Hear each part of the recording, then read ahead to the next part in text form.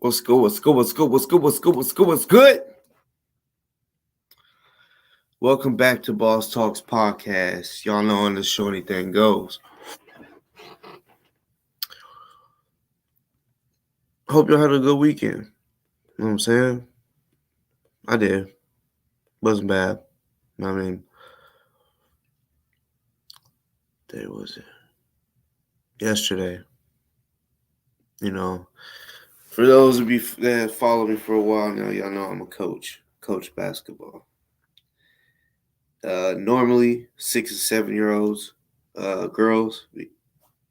Really, I'll go up with my daughter. I just wanted to coach my daughter. That's why I'm doing it. That's when I started coaching. That's when my daughter started hooping. So, uh, and then this past, like the season before the season I'm in right now, they was like begging me to be a coach. He was like, "We need a coach. If we don't get a coach to help, then these boys aren't gonna get to play." And I was like, "Fuck it." I was like, "That'll give me extra." I mean, they were third grade boys, so um, yeah, I was like, maybe that'll give me well, actually more experience for sure, and it'll be older kids. You know what I'm saying? So I'll get to see how the the grade up or the level up, I guess you could say, how they play. I mean, I remember back when I was in third grade playing. I can't really remember the flow. You feel me? Like the speed, all that, right? So, by the way, what's good to the motherfucking chat? What's good to all y'all three so far? Um, we did so good yesterday. The girls we played, the two teams we played, they were small. So small that for like the first game, I was like, because I mean, I was supposed to have 12 girls, right? I don't understand when a parent will sign a kid up. This has happened every season that I've. This is well, no, it's my fifth season. Sorry, fifth season coaching, fifth year, and uh, or not fifth year, fifth season, yeah. But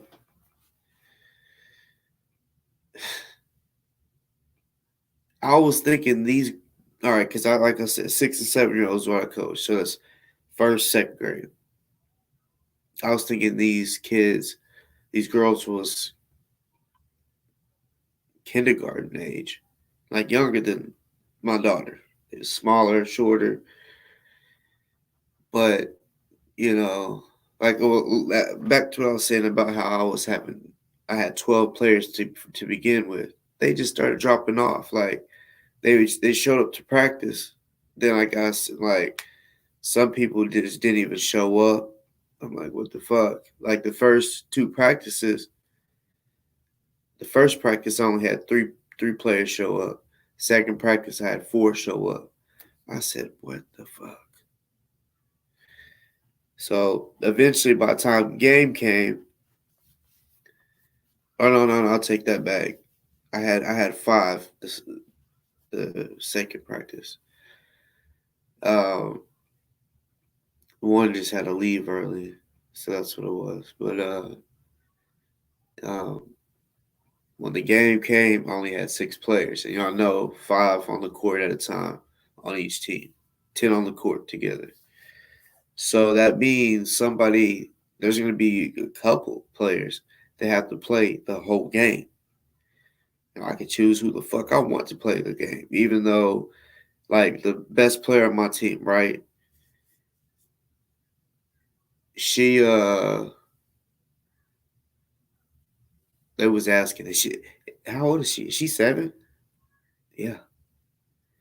It's just all right, there's three players, my daughter and two other girls that I've had on my team every year that I've coached. right? Their parents love my coaching, so I get to have them back every year, and I love it because it's team chemistry. They're growing up together, they're learning each other, uh, and yeah, they're good. Like I mean, I actually love coaching them. The third grade boys, I'm not lying. I literally said I'm not doing this again. I was so tempted, but I was like, I can't give. I ain't gonna give up on the kids. I would have hated for it to happen to me.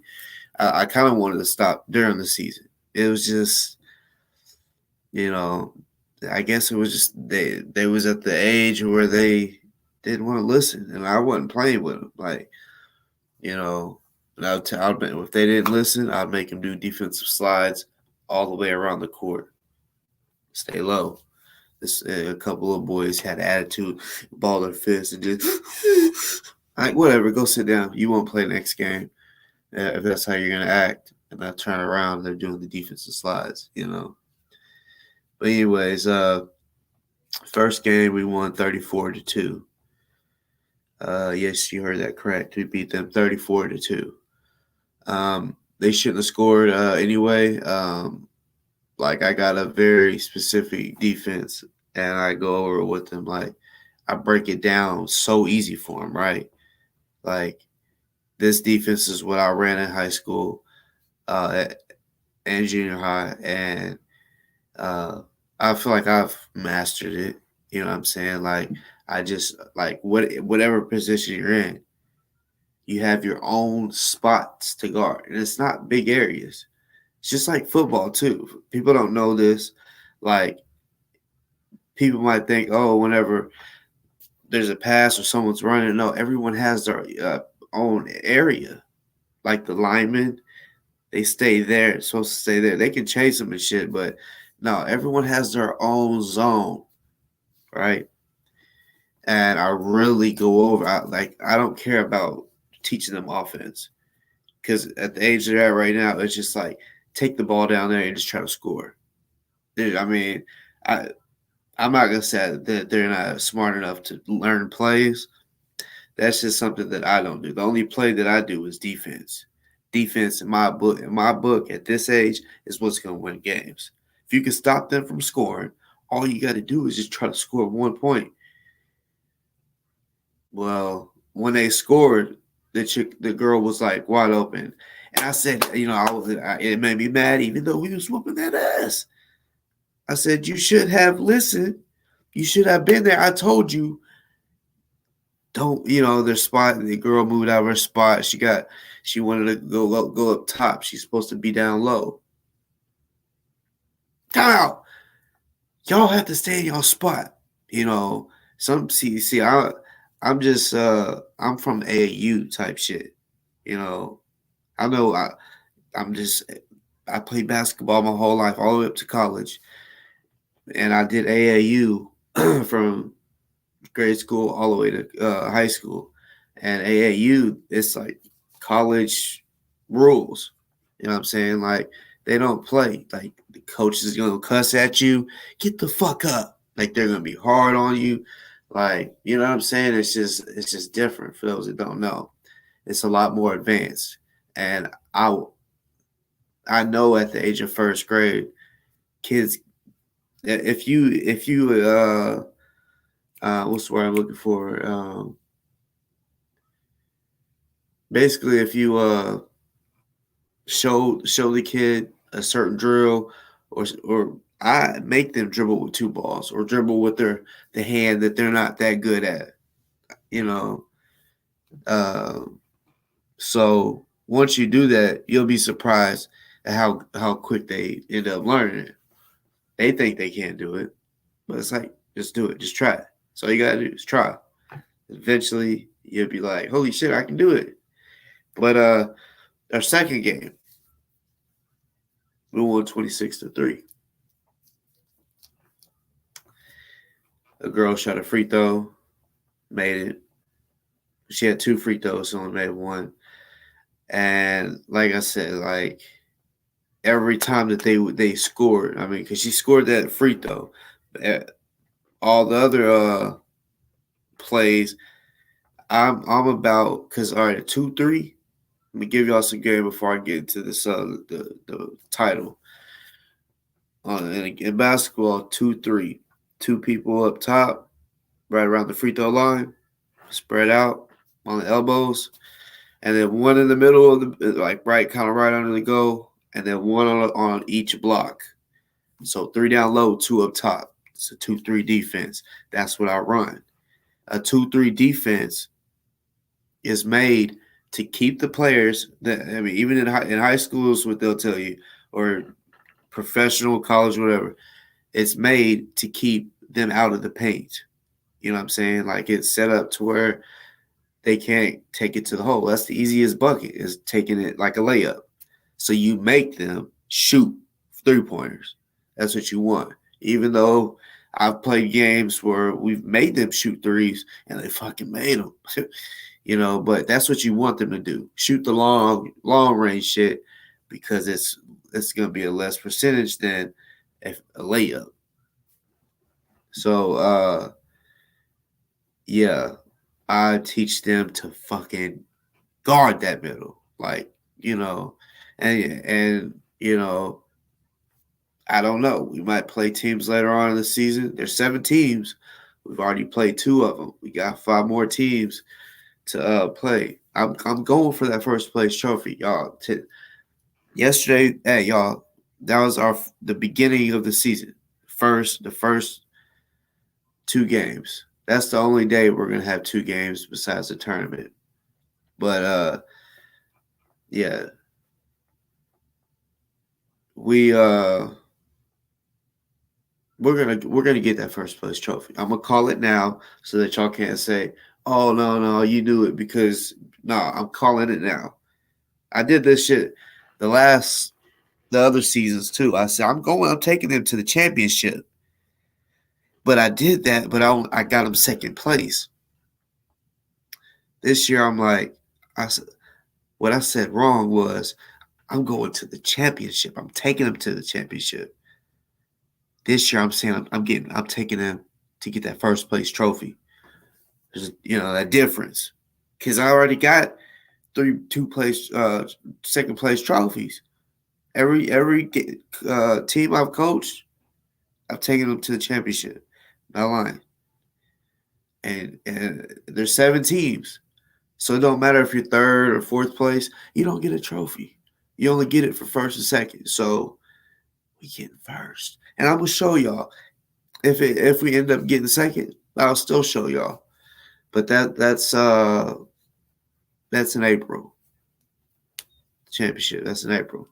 So we still got a ways away. So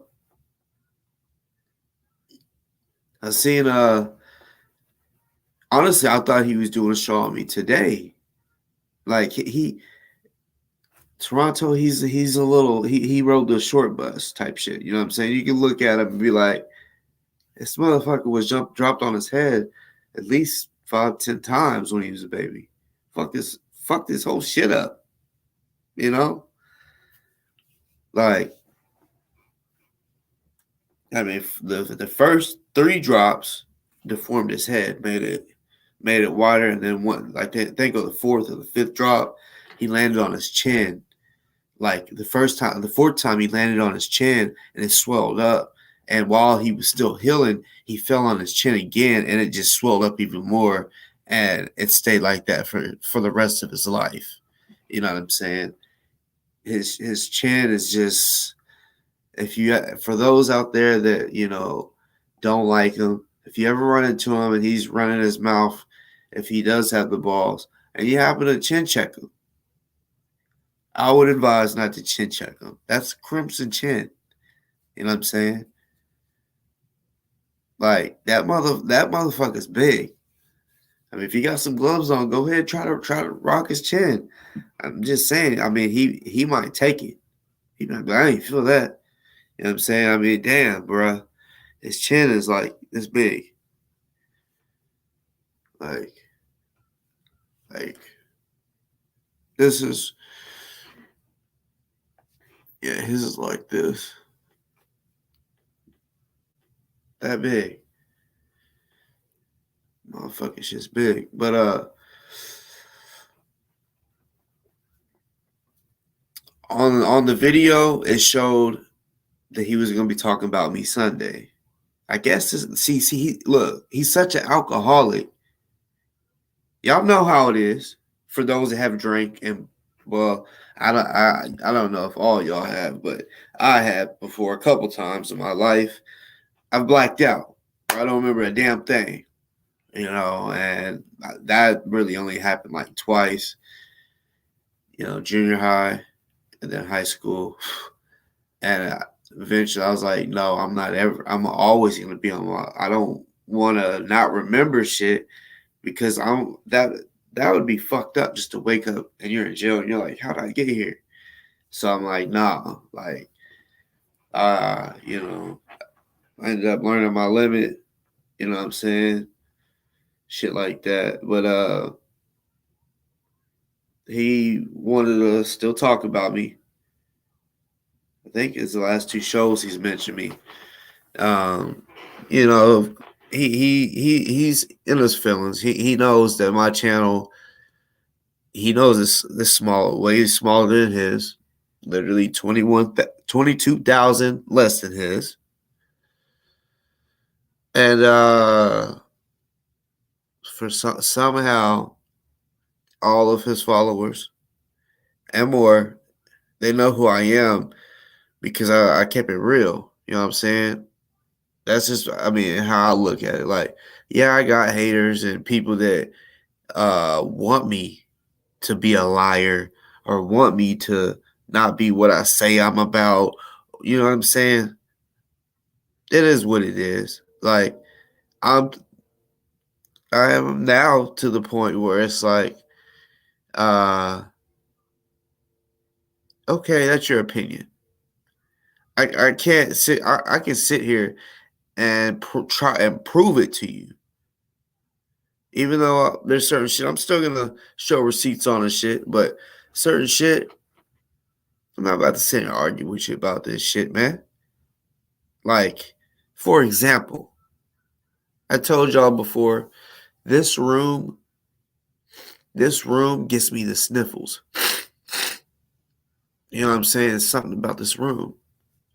One day somebody said, maybe it's mold. I'm like, nah, there's no way. You know, I think maybe the insulation, I don't know. Because like I said, I could walk out the room and totally different through the whole house. The whole house. But motherfuckers want to say it. They think I'm on cocaine. Not to switch it up on him, but Delta, I see your comment. You know, you following these fuck dudes, these dudes like Watchdog, the ones that literally try to single handedly get we stand with ozone taken down. Try to get people to stop donating to ozone because they just wanted to start a mess because they got butt hurt literally. They wasn't on the they didn't know Remy, even though he stole 18,000 at the beginning. Remy wasn't pocketed money at first. You know what I'm saying? So there was no bullshit going on. Everything was good. But yet Delta was still rocking with them, y'all. Anytime someone would talk about anybody that I'm cool with, even y'all in the chat, if someone says something about y'all and y'all aren't there to defend yourself, I got you. Because I hope you do it for me too. And I know there are a lot of y'all out there that do that. I've seen it. And y'all, I appreciate it. When I say I appreciate it, you don't have to worry about me not saying nothing if someone says something about you. For sure. But then yeah, I'll end up getting blocked. But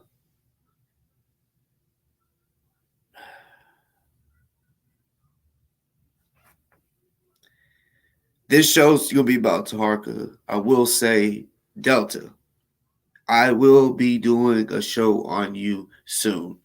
I do have another plan, or another show that I do plan on doing soon.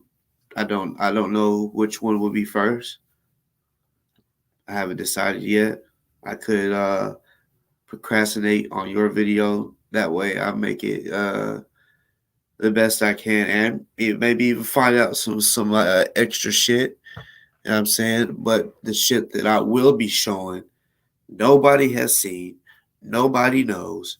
It's all facts with receipts. You know what I'm saying? Because I know y'all love receipts. I know, like, see, like Delta, he'll bring up um, some bullshit about me, but it's like, where's the receipts?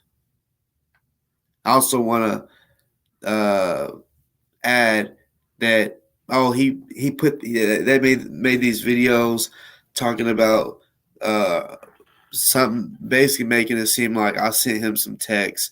It said Darren NFAR at the top, right? And a bunch like they're made.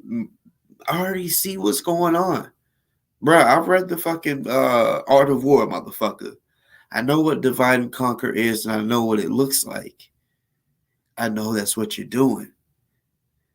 They try to hit up Mr. Black and tell him, or basically they put a video out trying to say, and it all came from Delta, but trying to say that I basically was talking down on Black. Everyone on here should know, if I have some type of issue with you or whatever, I'll talk to you, man to man, woman to man, whatever. Like, and if I'm cool with you, it's gonna be offline.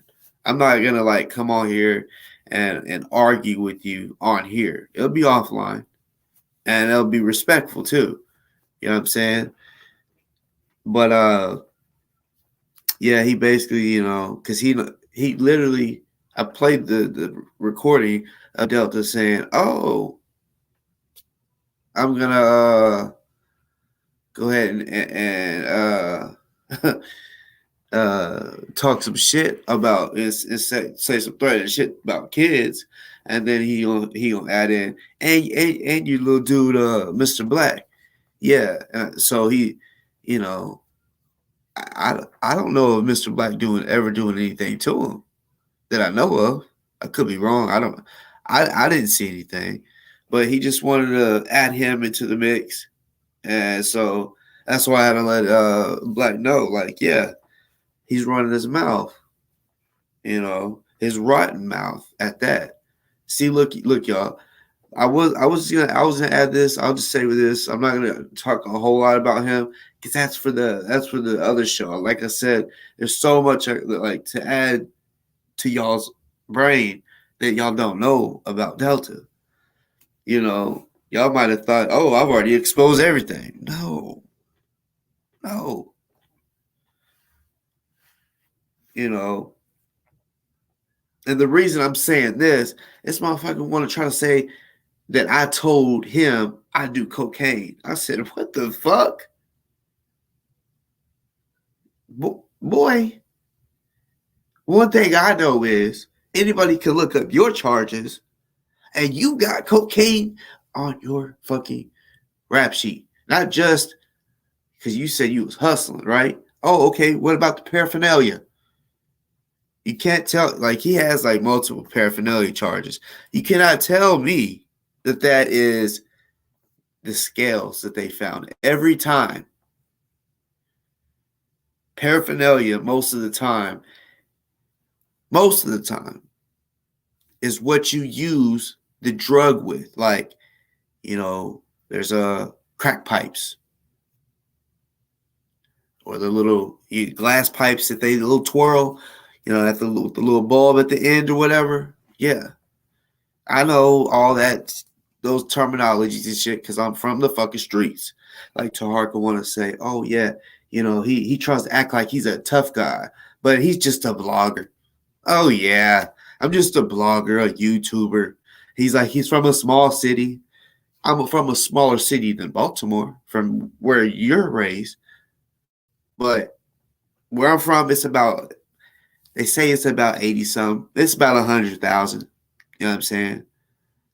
Went to big schools, you know what I'm saying? My graduating class had 3,000 in it. That's just the seniors. The sophomores had more than 3,000. They had the most in the school. Like I literally did.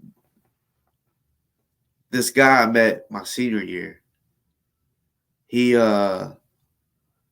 was in my sociology class last semester of my senior year. This motherfucker said he went to my high school 10th through 12th grade, the whole year. And I said, what? And I'm just now seeing you? That's how big my like it is. And they built onto it. You know what I'm saying? So, like, yeah, go 3 years and you don't see the same people. That's crazy. There's just certain people you will fucking miss. They might have seen me because you got to go to the pep rallies. I always performed in the pep rally. You know they all. You know how it is.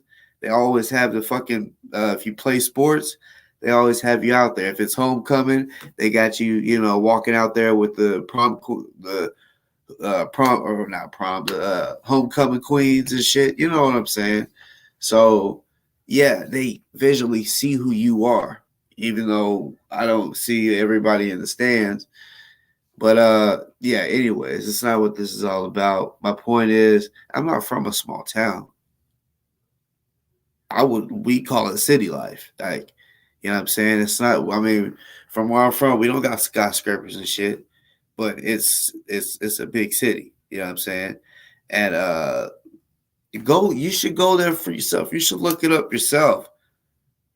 Not don't just like type it up really, because no, like do your like find someone that you know from Arkansas. Ask them what they know about Fort Smith, Arkansas. Motherfucker. Fort Smith has been violent for the longest time. You know, it has a crazy history. You know, at one time, I mean, I'm talking about back when they used to hang us and shit. That's where my they call where I'm from the hanging city, because this Judge Parker, anybody that got trial and went or like went through trial and was guilty of whatever it was in Arkansas, they got sent to Fort Smith. You know, so they have that downtown and shit. You know, the galleys or whatever, the gallows, whatever the fuck they're called. Uh, but you should see how I am, like already. My attitude, whenever y'all come on here and y'all get to talking, I'm real quick to motherfucking. Uh, no, it's not the third largest city in Arkansas. It's the second. I'm telling you. From a peanut, what's the second? If not, yeah, I know it's the second. I know it's the second because Little Rock's first. Fort Smith is the third. I mean, second. The third. Now that one, that is tricky. Could be Fayetteville. You know, uh, that's it's real tricky. You know what I'm saying? Like, but yeah, second largest city in Arkansas. Um, and Peanut, if I'm not mistaken, you live in Arkansas, right?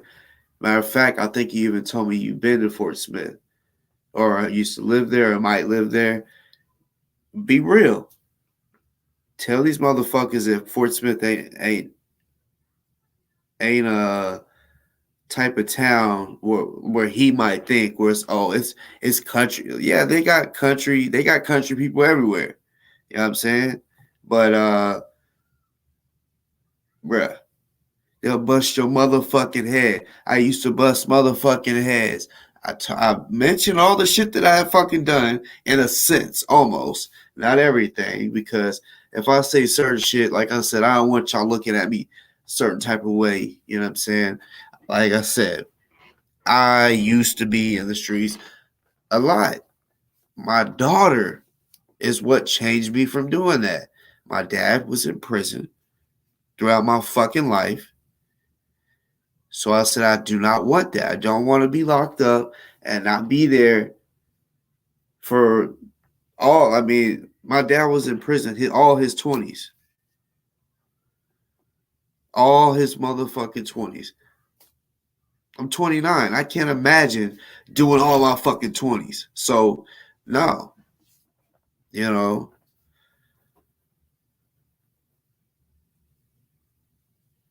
no. Well, okay. So yeah, it shows 86,000 or something. It's also the sister city of Cisterna, Italy. Yes, the sister city of Cisterna, Italy. But yeah, they'll say the north side is worse because the north side is more heavily populated with Hispanics and blacks, right? And the south side. Now, this is just a stereotype because you got black like that. I first grew up on the north side. My mom was like, "I'm tired of all these shootings, and every time I go out to the car, there's drug deals and shit, and they was doing it, during the daylight." She was like, "I ain't trying to have my kids growing up around all this violent shit, right?" Because the apartments that we stayed at, bruh, like I ain't gonna lie, like that was the first time in my life I ever got fucking slammed. It was football. I mean, instead of just tackling this motherfucker, pick me up and slam my ass. I remember knocked the breath out of me, right? And it was the first time where it was like, no, let's go behind these houses and let's fight. You know what I'm saying? My sisters, they did it too. They jumped a couple girls. I was in second grade at that time, right? So third grade, we moved to the south. But it goes down either way. That's where I did my dirt, was the south side. I've done dirt on the north side too, like multiple fights and shit like that. I was cool with. I could go anywhere, north, south, east, or west in my city, and I don't got like, yeah. There's probably still motherfuckers mad at me for robbing them. You know what I'm saying? Real shit. I mean, but they probably aren't. I mean, they haven't done nothing, and it's because, bruh, at that time when I was doing that shit, uh, everything was on the table. We could fight it out or we could shoot it out, and they knew I would take it to the furthest extent. You know what I'm saying? Motherfucker, robbed me. I seen him and I was shooting him. I'm riding down the road, shooting at his ass. You know what I'm saying? Not giving a fuck, right? Multiple types of shit like that, right? Over some, it wasn't a lot of money. I gave him $35 to go get a mother. It was a chick and a dude to go get my motherfucking bud. It was like, yeah, we got it basically in front. They got to go just right down this hill to where this apartment was. I was at this specific place, and I'm like, damn, they're taking forever. I waited like 30 minutes. I ain't gonna lie. And I was like, I'm driving down there and seeing where the car is. The car was nowhere in that parking lot. I called him. It was going straight to voicemail. So I knew somebody, one of my homies that knew them. I said, hey, you need to let me know where they're at. He's like, he knew how I was. He actually did dirt with me. He knew how I was. So he was like, bruh, no. He's like, I really don't want, because he was cool with them too. So I'm like, bruh, as long as they give me pay me back, I'm not doing nothing. I was like, I promise you that. Me and him was like, we was actually like pretty much like best friends. We was cool at that time, right? And I mean, we're still cool. We were just, I mean, I just moved away, so you know, yeah, we just keep in touch here and there. But he knew how I was. He knew I wasn't playing. Anybody that tried to do anything like that, and really, I've been in situations where motherfucker has like they never really robbed me. They robbed the people I was with. Got us at gunpoint, took what they wanted and left. But I've never had that happen. You know what I'm saying? Like, and I feel like it's because I would stay ready. being alert on every little thing, little sounds and shit. What's that sound? I'll shoot your ass to the door. You don't even have to kick it in. You know what I'm saying? But um, yeah. Anyways, like I've lived it. You know what I'm saying? I would bring my mom on here. Matter of fact, my mom came on here one day. Actually, I called her, and Kendrick's bitch ass, he was a little scary pussy boy. He said, "Did you hear that? His mom was on there vouching for him, saying that he shot 100 bullets at one person." And the reason I knew, and it's funny, later on this song 100 Shots comes out, live that life right there. 100 shots at one person, because this had to do with uh someone being sexually assaulted. Like how Kendrick says, "Oh yeah, my girl was sexually assaulted," but he didn't do nothing, right? That's when I knew, oh yeah, me and you are different. Because I wouldn't be on here telling y'all that that's what happened. I might tell y'all a little after I do something. I'd be like, yeah, some tragic happened to my blah blah blah, right? But I wouldn't tell you, of course, that I did it or whatever. Really, I may not even bring it up, to be real. But yeah, I'm kind of bringing it up now in a sense. But yeah, I knew it was 100 bullets because I received that amount. Use as many as you need. All right, bet. How long can I keep this? As long as you need it. Just whenever, if I need it, I'll call you and just, drop it off. So, I mean, I had that motherfucker for a week or less. And I was I, there. I mean, there's certain shit that I like there's a story that I really want to say, but I can't say because it can lead right back to me. So, um, yeah, like 100 shots. And this was this was I ain't even gonna say the type of gun, but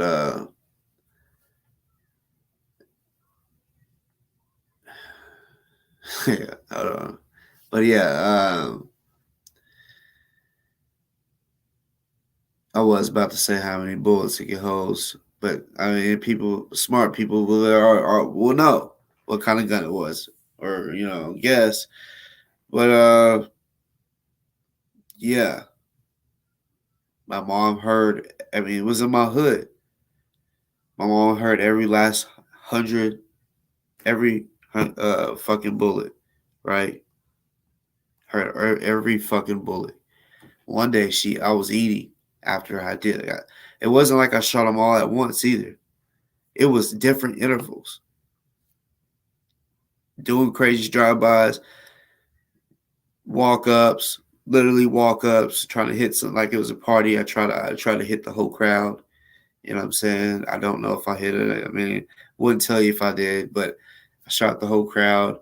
And because I mean, it was someone that um, should have never been molested. And yeah, I was really walling out, of course. And then after that, that made me even more of a menace, like type shit. Like I didn't give a fuck about shit after that too. Like I already was thugging type shit. Like I said, I've never game banged. I hung out with them, hung out with the killers and the drug dealers. I was a drug dealer. I don't care if anybody believes me or not. You know what I'm saying? Like in real life, if a person tries me, they're gonna see he ain't playing. He really. I mean, I'll become that same person again in self defense though. Other shit I was doing offense, like robbery. That's offense. Even like the 100 shots that I said, that's offense. Even even though uh I mean I didn't call the cops to handle the shit. This person came to me for protection. Like, she didn't call the cops. This person needed me for protection. Called me. And I said, okay, bet that. That's a bet. There's a family that's going to lose a grandfather and a dad. Type shit. That's how I was thinking.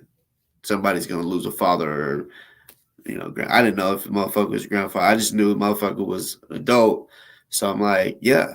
So somebody's about to lose an uncle or a brother. I didn't give a fuck. That was the goal.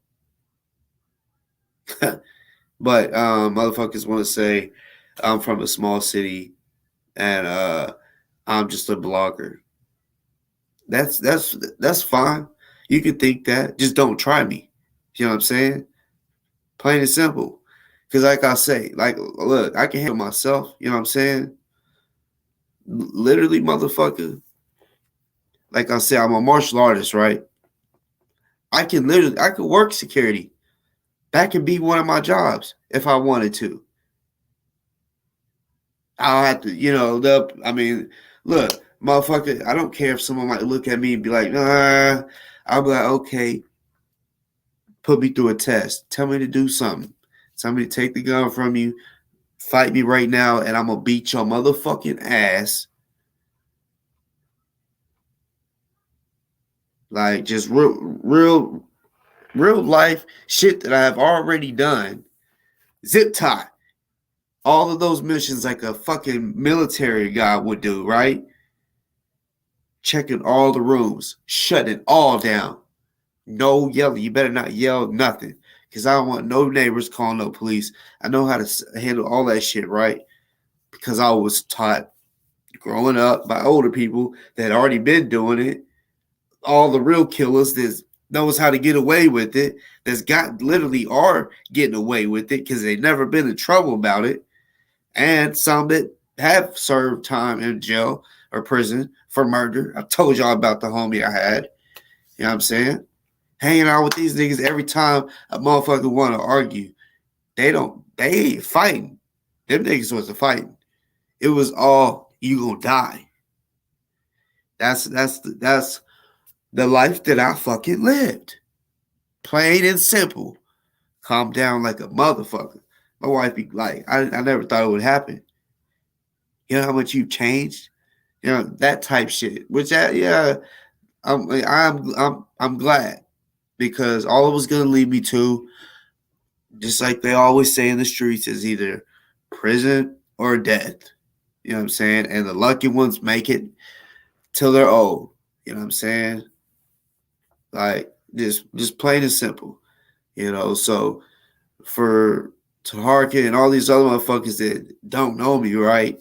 And they clearly could see how I'm talking on here and shit I'm talking about. I don't care if someone doesn't believe my story, right? I'm just saying, don't fuck with me. I'm trying to tell you what I'm about. I'm not going to lie to you, right? I'm not going to sit here and fucking lie to you. I'm not that good fighting on the ground.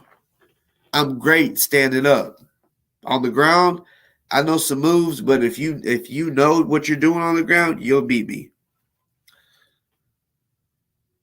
I can keep it real like that. Motherfuckers just don't realize I really be trying to tell y'all the fucking truth. But y'all, Tarky, you think that I'm just some punk, huh? I'm telling you, I went to Louisville to see you. You told your subscribers that you were gonna go and videotape GMJ's court date. I heard that shit and I planned and I went up there to see you, nigga. I didn't go down there to do that video with Tiffany and Julia, nigga. Tiffany asked me to come over there. Tiffany asked me to drink, nigga. Yeah, because there's some niggas out there that saying I was trying to take advantage of some motherfucking women. Bitch, y'all got me fucked up. I got the text to prove it. Tiffany, when I told her I was in town, She said, "Oh, you should do come do a video on my show, a live on my show." I said, "When?" She said, "Let's plan for tomorrow at 5. Giving you all the details." I said, "All right, bet." She said, "Do you drink?" I said, I mean, I smoke a lot more than I drink." I said, "I really don't. I mean, I used to drink a lot." I said, "I'll sip some wine and shit here and there." She said, "I'm gonna get some wine." Okay. I didn't go to that liquor store and be like, "I'm about to get these women fucked up." These niggas on here trying to talk about I'm trying to take advantage of some women. Y'all seen that motherfucking video? They trying to make it seem like then they try to say that Julia left real quick because she was creeped out by me, right? Then why, if that's the case, go back to that video. Look how close they were to me. At the end, literally at the end of the video, Julia comes around. My computer's right here.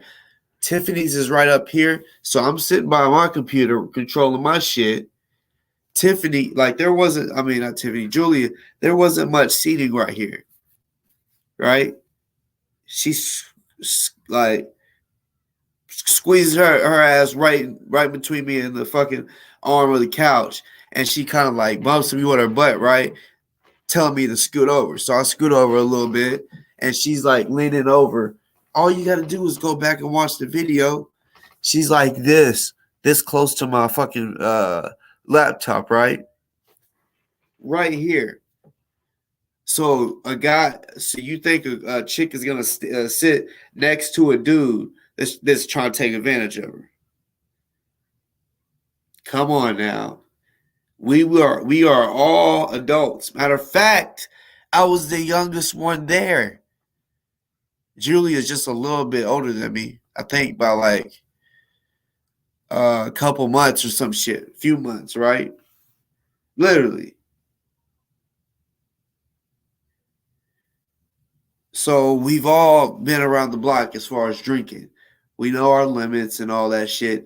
They were serving it. It wasn't like I was serving it. Here's a fucking what do they call that shit?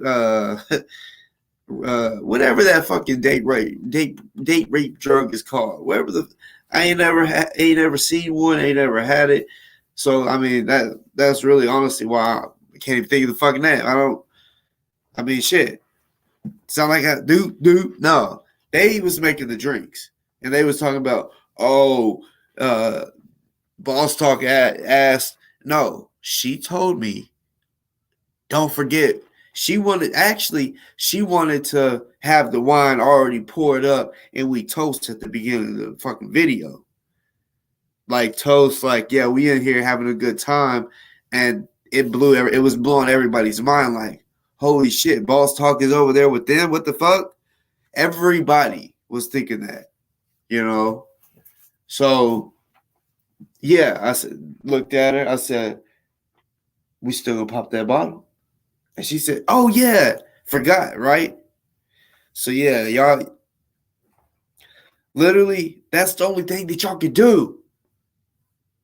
Y'all think y'all have to lie. Y'all have to Photoshop to fuck with me. All you other motherfuckers out there that I've been exposing, I've been showing real motherfucking proof, bitch. I've been keeping it all the way real, and that's been really hurting y'all. So y'all got to make up lies. Y'all got to sit here and say that me and Mr. Black that I was talking about Mr. Black. You know what I'm saying? Talking about how is your wife going to feel about you saying that you're going to get Julia drunk and fuck her and all this other dumb shit, right? First of all, like I said, my wife watches every fucking show.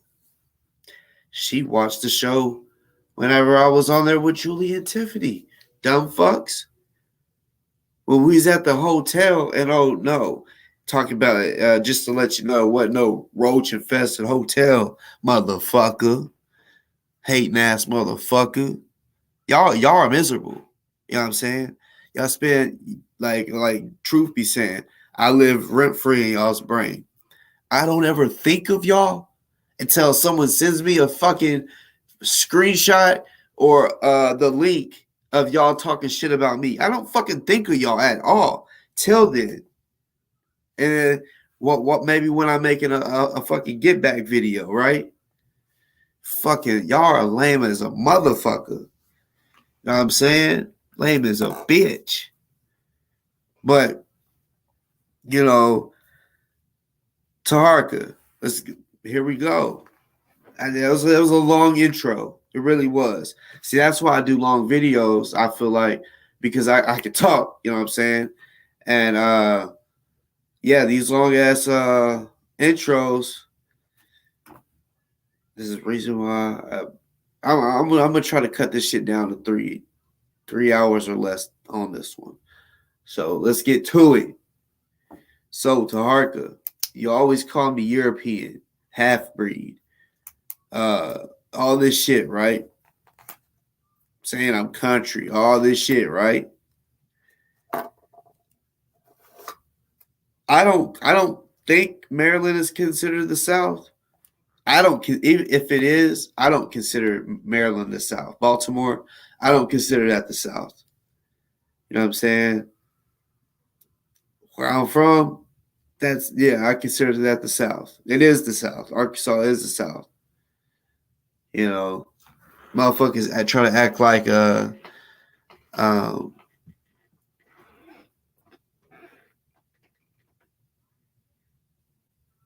a peanut though on some real shit. Whenever I go back home, just I mean, and I don't go back home that much, but when I do, you know what I'm saying. If you want, we ought to link up or something. You know, you already know we can go to the Roosters. You know what I'm saying? If you really are there, you know. We can go to any of them. You know what I'm saying? Let your cowboy. It don't matter. If you know, you know. Without, if you really do live there, you know what I'm talking about. Without having to look back. I mean, look it up. But uh, yeah, Maryland. See, so yeah, he don't understand South shit. Just like I don't understand up there where y'all get a lot of snow. I love snow, but I don't understand that shit. Like where y'all get a lot of it. I don't understand East Coast, West Coast, North. I only know the South. You know what I'm saying? That's all I know. I've literally been to every southern state. You know, that's pretty much where I go. You know what I'm saying? To the beach, so some shit like that. The furthest I went out probably New Mexico, Colorado, and I've been to South Carolina, but uh, uh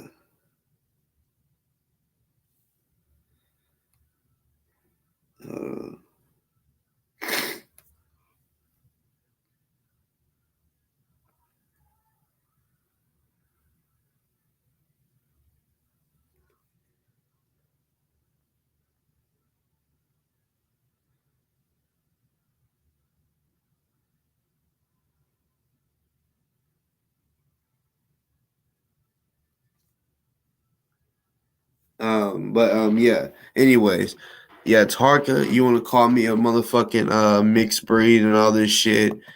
Like you should really feel ashamed of yourself. Your son is mixed. Your wife is mixed. Your wife is half white. Therefore, your son, he has a quarter or whatever. It don't matter. He still has white in him. You know what I'm saying? Do you call your son European? Honestly, if you do, man, you are a fucked up father, which I already know you are, because I'm one of the ones that put that child abuse shit out about you. And it wasn't a lie. It was what I found, motherfucker. Maryland case search. Oh, and yeah, I'm gonna update the people on that because back when I did that video only got like 200 or something views. Still to this day, only has something. Those videos when I exposed you, even though, like, well, one of them that I made, uh,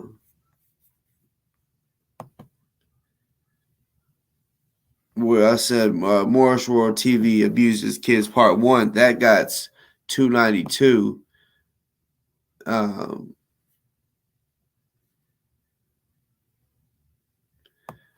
but yeah, there's another one where I put your name in it, and that bitch got about 1,000. So that's when people started, and I played it in that. But yeah, I'm gonna play a few videos, what I'm saying, to update people because I know that people that watch my show now, they even if they have, some of them went back, some of them have not seen it. You know what I'm saying? So yeah, we're gonna take a motherfucking trip down memory motherfucking lane, nigga. See what people can remember. Show the people that don't know what the dealio is. Before I do that, let me do this. So the light skinned woman sitting down in the middle with the black, um, I guess that's a dress. And she got one strap, right? And a little girl has her hand on her shoulder, right? That's Robin. Her hair is like to the side. I think that's her name, Robin. That is Taharka's wife. Now look around in the picture. Nothing is wrong with that picture to me at all. Like I said, honestly, that this would be crazy if I was able to take a picture like this. But it's not. I'm keeping it 100 with you.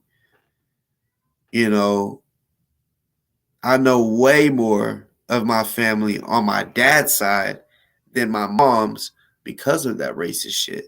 You feel me? Straight up. You wouldn't see this.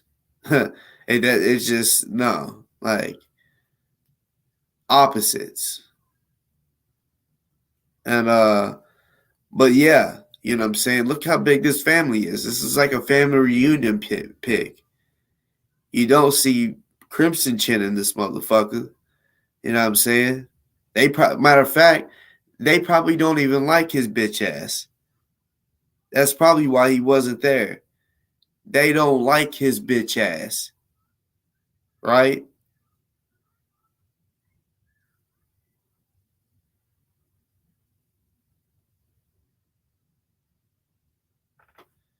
So yeah, this is her family, I'm telling y'all. So she's half white, therefore their son that they had together has white in him, but he wants to talk shit about white people, European this, European that, right? So yeah, let's not forget that Toronto motherfucker. I got some shit to show y'all.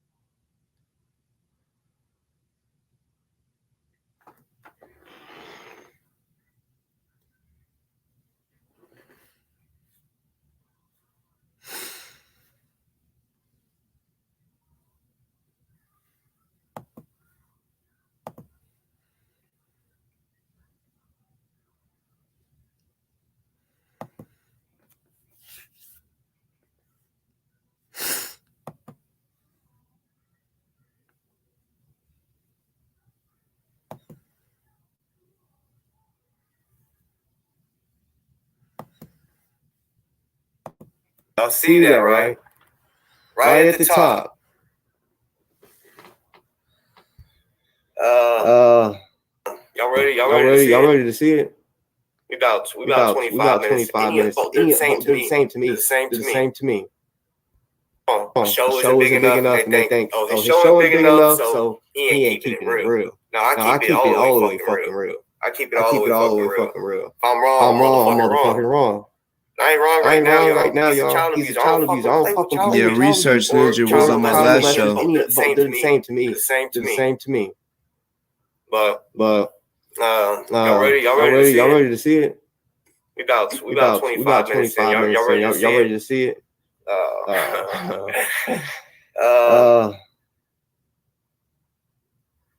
right. One second.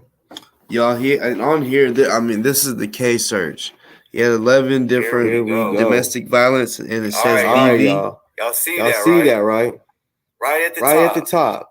You remember how I said it's y'all gotta pay attention to the keyword Maryland judiciary case search, right? All right, y'all. Maryland case search. Y'all see that shit. Y'all see the name.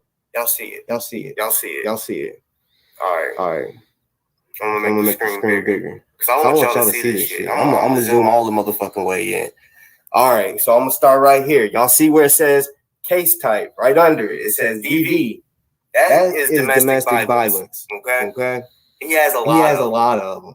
Like I said, I counted 11. And you know, of course, think about it. Think about all the times he didn't get caught. Because trust me, I've been in a bunch of fights that I ain't been caught for. I've done a lot of shit I ain't been caught for. Thank God. But think about it. All the domestic violence, all the motherfucking times he beat on his family. That's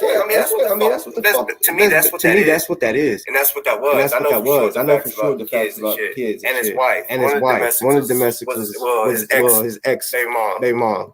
Not the wife that he has now. Because I guess. I'll say it's echoing. All right, 1 second.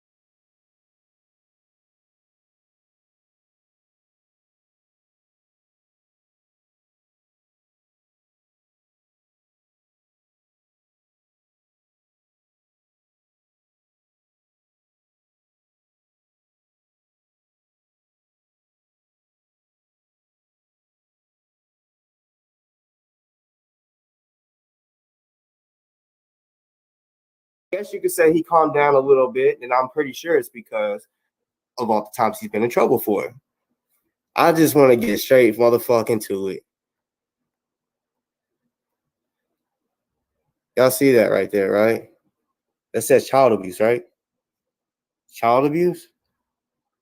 Look, I'm going over Toronto Johnson, right? That's his name, Toronto. Antonio, that's his name. This is him, y'all. This ain't no bullshit. This is him. This is motherfucking him. He said it was 20 years ago. I don't know if y'all remember on the video, he said that was 20 years ago. No. The one in 2005, May 20th, 2005, right here on the right-hand corner. Yes, that was 16 years ago. That's almost 20, but that's not 20. Don't say it's 20. Don't say it's 20. It was 16. And then the other one was 7 years ago. 7. He only mentioned one time. He said his baby mother, basically was on some bullshit, right? I can't remember what video. I was trying to find the video where he's talking about it. But yeah, he was saying how his baby mother had a problem with something, was just, on some messy shit, I guess you can say, being petty is what he was saying. And It wasn't like that. It wasn't like that at all. It was he for real was whooping his fucking kids. That's where it goes back to his anger problem. I'm telling y'all. I'm gonna play it for y'all again because I'm telling you he has anger problem. Like, holy shit. I mean, it makes sense that he has all them domestics and he has child abuse charges. This is for real. This is for real.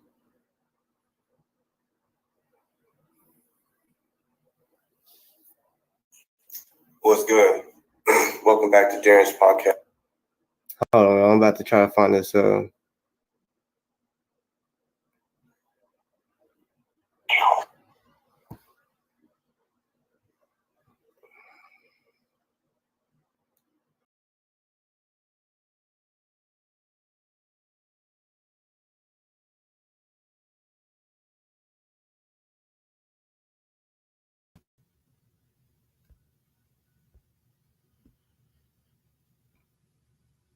So the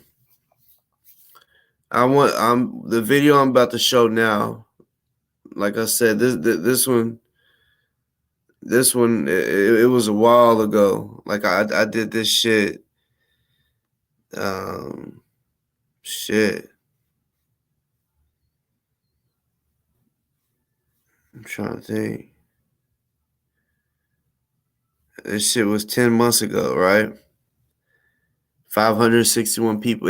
Honestly, this one was a slow start, and I'm gonna let you. I'm gonna give you everybody on here a fair warning. This is a very fucked up video I'm about to show you that I had to deal with. Ozone was gonna do this with me. That's on everything that I love. You know what I'm saying? Ozone said, "This is too sick, bro." He said, "This shit is sick." I hit him up. People want to say, "Oh, he said he didn't know me and all this," and we like blah blah blah, trying to act like, "Oh, I just all of a sudden came in the picture to help him raise money and that was it." Nigga, I got motherfucking proof, nigga, that we knew of each other. I don't give a fuck if we didn't meet or not. We talked and we knew of each other before he got arrested, motherfucker. I called him. I told Delta, Delta did come through on this show. He showed his face. I was trying to get Ozone. I was trying to get every motherfucking person that gave a fuck about kids to come on here and help me on this show. I'm not gonna lie. I know Ozone said that shit was just too sickening because he has kids that are real young, right? But I feel like I should have got more help with this. I honestly don't even know how this little boy is doing because of how the situation turned out. I'll say this, and then the story will kind of catch up. I will say this: the mom, this little boy, was raped. 5-year-old boy was raped. The mom said that she couldn't. She was so stressed out that she said, I'm gonna send him to his dad's. He'll be safer there." And I will go ahead and spoil a little bit of it just to kind of like, whoa, kind of like give you a little preview. The dad that, of the little boy, he's one of the guys that is being accused by the little boy because they're asking him, who did this to you? His dad's name is Black. He said, Black did it to me. Right? He ended up naming 5 different guys. He said, yeah, they all do it to me. What I'm about to play for you is very, very, very explicit. If y'all have kids around, I would not let them hear it because it will scar their brain. It scarred mine. Even though I've dealt with situations like this growing up throughout my life. I've heard of shit like this. Like I told you, 100 shots. You know what I'm saying? I'm not fucking playing with motherfuckers. You know, so when this was brought to my attention, I was like, yeah, this shit. I mean, something needs to be done. That's why I reached out to everyone I could. The Panthers reached out to Ozone. I said, hey, we gotta protect this little boy. We gotta figure out what we can do. I don't know, like I, didn't want. I really would have hated him to go in DHS custody, but something needed to be done, right? And then it was like we weren't able to get a hold of. We didn't know where he was at after. I mean, they moved or whatever, and it was like a dead end. So let me go ahead and play this video. Like I had to warn you, this video is very fucked up. Everyone that whenever I was live, everyone in the chat was fucked up. It mentally fucked their head up probably. You got to listen very closely.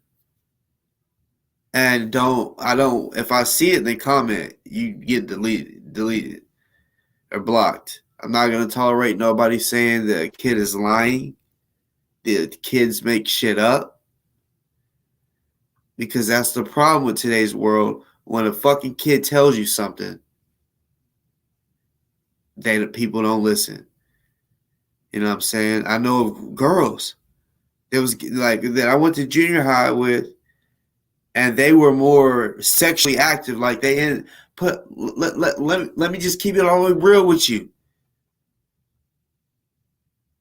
They were fucking all kinds of niggas in junior high and high school, right? Right? But I hear the story from them that, yeah, they were raped as a little girl, right? Taken advantage of.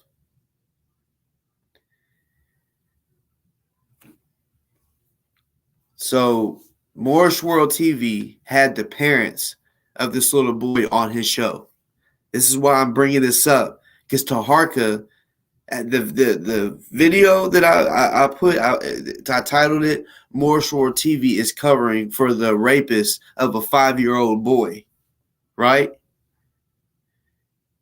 Because he did a show, the parents went on there, you could tell they're fucking lying. The mom made me sick. Because it's like if your son is telling you that his dad is the one that did it, why the fuck would you say you go live with them? Because every time that he's by himself, his daddy tells him to pull down his fucking pants. This is how real shit's about to get. I'm not just capping. Nigga, I got the audio. This shit is real. This shit really fucking happened. Anybody. Me.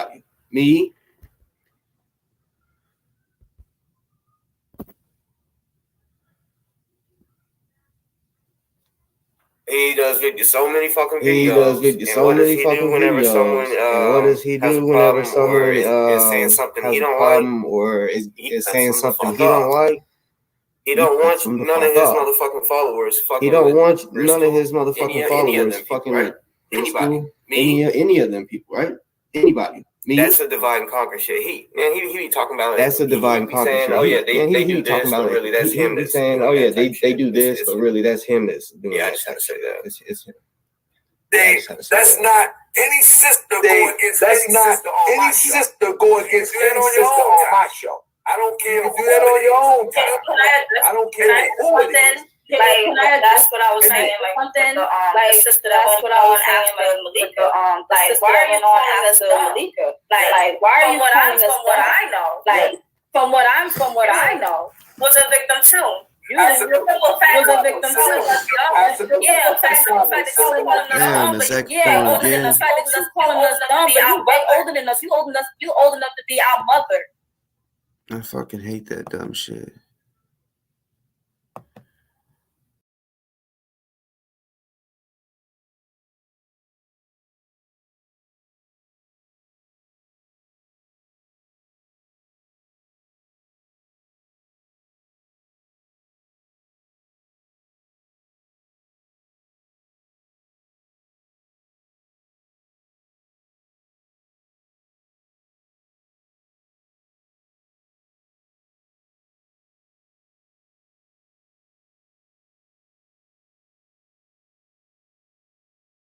So that says a lot about you.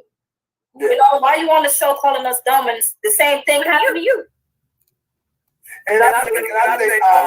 The whole wife, while everybody else had the children. Like, right. She wanted to be the whole wife, and while everybody, the young ones, gave birth or whatever it was. And I would say this. I would hope that Odama didn't mean literally dumb. I think she talks like that. Let me just for those who don't know, let me go ahead and pause this real quick. Let me say one more thing before I finish. All right, so there's I'm sure if y'all watch Taharka show, y'all have heard him. There's two guys out there named Dr. Ali Muhammad. I'm talking about the Dr. Ali Muhammad with dreads, the revolutionary Black Panther. His sister was babysitting. All right, you see the chick in the middle, right? That's the mom of the little boy. The girl on the right. Okay, so check this out. Dr. Ali Muhammad, he a player, right? He's a polygamist. He has more than one woman, right? And he had both of them at the same time, right? He had both of them, and some more. Well, basically, I can't remember. It's been a while since I've watched this, so I can't remember exactly why she needed a babysitter. I don't know if she was working or whatever, but Ali was like, my sister can babysit him. So that's what happened. And basically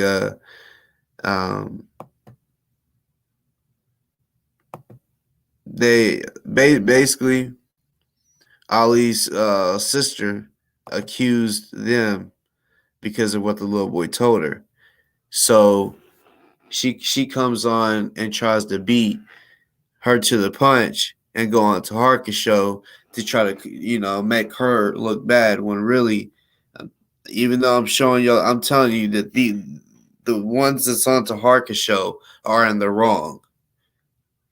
The woman that came on my show, and like I said, I even told her, I said, I'm not picking sides right now. I'm gonna listen to everything, and I'll judge later on. And yeah, I ended up realizing, damn, it was the people that Taharka was taking up for, yeah, was actually the ones in the wrong. It is very disrespectful. Yeah, I know it is, but I hope that's not because I talked to her before the show. Oh my goodness! I'm sorry, Grand Chief, but that lady is very disrespectful. What I did. All right, so they're talking about the guest that I'm going to have today, right? Okay, so what happened before this show that I'm showing y'all? Before that show, she hit him up and said that you're gonna have a guest on the show. She was basically trying to tell her side of the story. He was looking at it as she's just trying to argue, right? She's just trying to argue, He was saying we ain't gonna let none of y'all come at her sideways. He was basically taking up for Nikki. I think it's Adenike. I think it is, but I know her name is. You know what I'm saying? Because oh man. I'm telling y'all, man. When y'all see this shit, we'll hear it. And then y'all will understand how I'm feeling right now. You know what I'm saying? It's like, yeah, it's some motherfucking shit going on. Some motherfucking shit going on. Motherfucking shit. Before the show, I said, I'm gonna do this. And I think some people naturally talk a certain way, but I be honest with you, me and her got into it. Like, I ain't disrespected because she's my elder. You know what I'm saying? Like, I didn't disrespect her or anything like that right there. But she sent me a whole lot of nasty words, bro. I'm like, it's coming from like, you supposed to be the elder. You supposed to know something. You know what I'm saying? Like, you supposed to know something. To teach us something. But you coming at me this way. Motherfucker. I'm just hoping for the best. You know what I mean? I'm just hoping for the best because I did hear that, but I had told them before the show that we ain't coming for each other on this show. But some people so known like that, and I was like that, and I was hoping that she just was flowing herself. I do think it's some good in all of us. My job is to try to bring it out at the end of the day.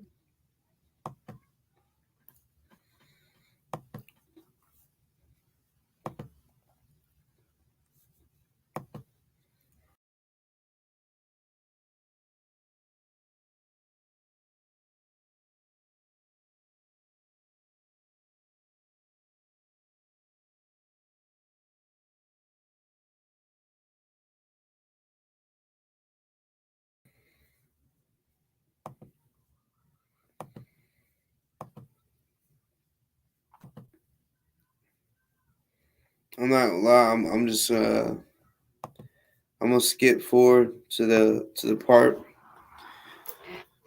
I'm gonna say y'all. Like I said, give y'all another warning. Because yeah, it's just fucked up that Taharka took up for this and didn't even ask to get this little boy help.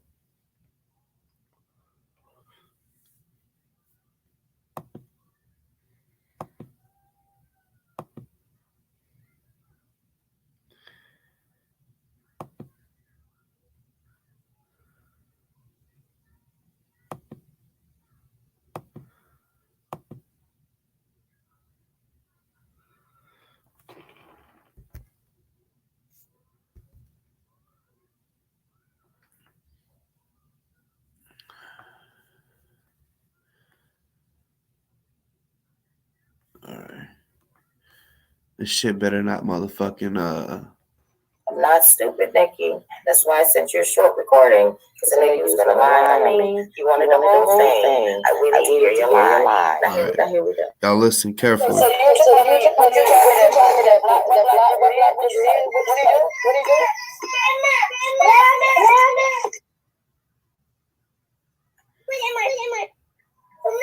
do? So she cut his butthole for nothing. Yes, she bleeps out the actual words. Take his wee wee out.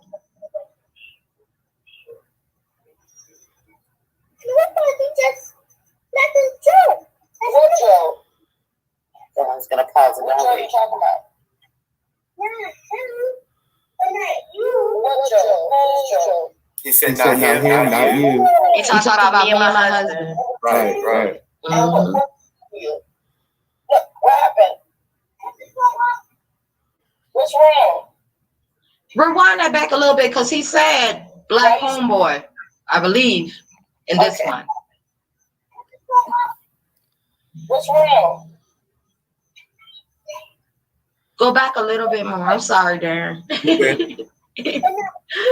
Joe? Who's Joe? Listen. Black homeboy.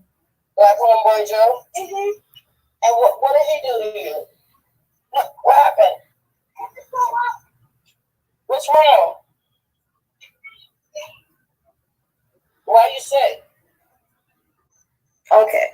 So with that being said, I'm gonna go back through that video one more time. Because I have to. Everybody clearly heard him say, not him. He's referring to my Joe, my husband, and not you. He's referring to me. See, I didn't even know you said that in this video because this is the first time I caught this clip. See? Mm-hmm. Black homeboy. I'll play it again. And Nikki, I hope you listening because it gets worse. You should not have done your son like that. So you telling me? What did you tell me that black did to you? What you say? What did you do? Get his wee wee out. Put in your butthole for nothing. Why did he do that to you? Who else did that?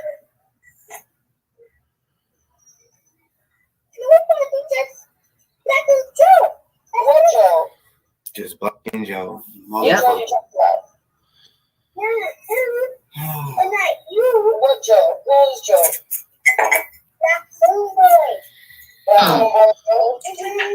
And what did they do to you? Look, what happened? What's wrong? Why are you sick? Okay, so I'm gonna stop right there. So Nick, I hope you're proud of yourself for going on that line. Okay? I'm gonna pause it and Jeremy, you too. real quick. It might fucking echo after I replay it again, but so there was two Joes. That's where the confusion came in because the little boy first was mentioning that Joe did it. So when she, the woman y'all just seen, when she was babysitting, and I guess the mom. All right, so the woman that was babysitting that I had on my show. The reason all this came out, because you was probably wondering how would she even know to ask if what happened to him, right? He was on the couch with his brother, right? And the little boy that was raped, he was playing with his little brother's private parts. Like actually really rubbing it. And she said, "Hey, you don't do that." So then she said the way he jumped up on the couch and she said he looked shy, and she said, "Is there something you need to tell me?" And he was like, "No." She's like, "Why'd you do that?" And it ended up basically he ended up saying some shit, and she was like, "Oh, what?" Because she knows about it because I think she said she either knows somebody or it happened to her, something like that. I don't want to mix it up. So it was something like that. She knows about that life and what to look for. So as soon as she heard some shit, she went and got her phone to record it and said, "What? All right, what'd you say again?" That's whenever. But see, he first said it was Black, which is his dad. They call Black. And his homeboy Joe. But then later on in the video, he ends up mentioning three more guys, which is all his dad's friends and shit. I mean, it's fucking sick. You know what I'm saying? I'm really not gonna play a whole. I'm not gonna play a whole lot of it, because for YouTube and shit. Like she has the actual recordings. She sent it to the mom, and her name is Nikki. That was the chick that was on Taharka show. And she sent it to her and said, "Don't fucking play with me, bitch. I got the real recordings." So I guess she thought, I'm gonna go on Taharka show where he has a bunch of subscribers, and if I tell my story first, they'll believe me. So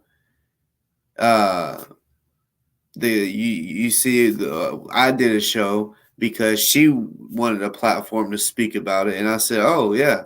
I said, I mean, and honestly at that time I didn't have as many subscribers as I did now, but I knew still, even though I didn't have as many views, I knew still the right people was watching my shit. The Panthers, Taharka was watching my shit. I was even having GMJ watching my shit here and there. The right people was watching my fucking videos.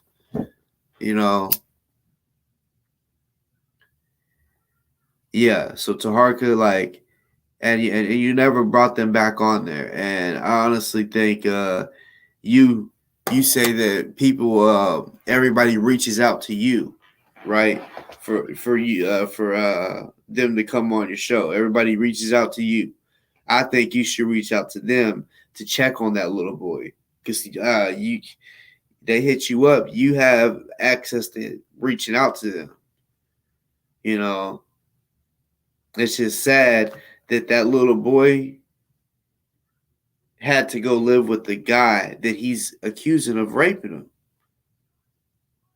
Then y'all, if your 5-year-old kid was raped, you had a name.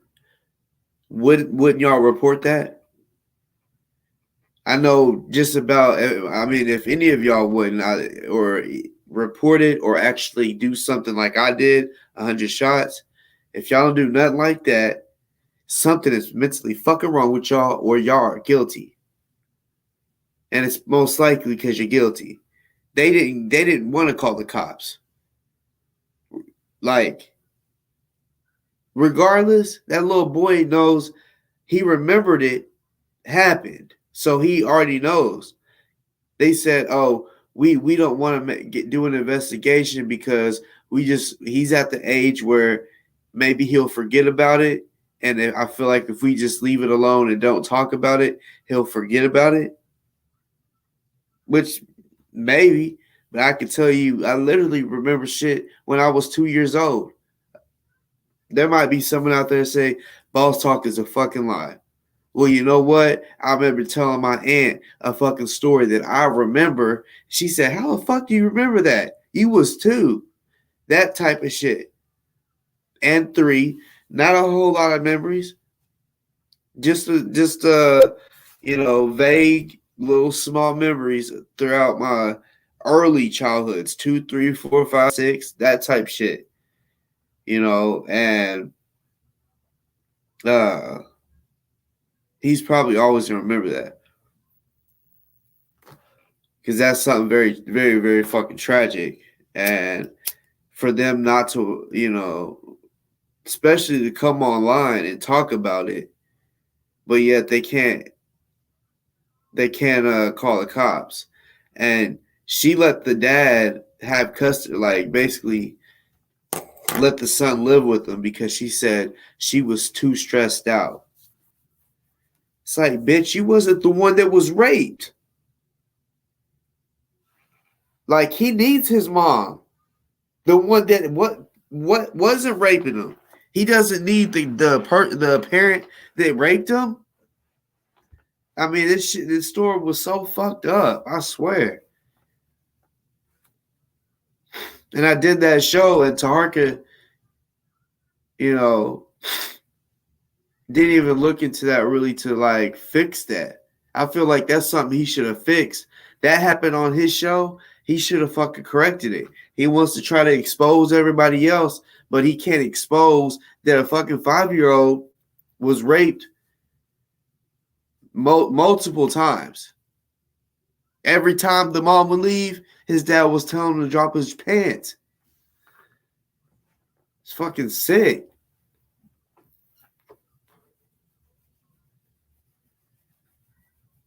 I can't, I'm telling you, I can't stand motherfuckers like that. Like, in real, like I said, 100 shots.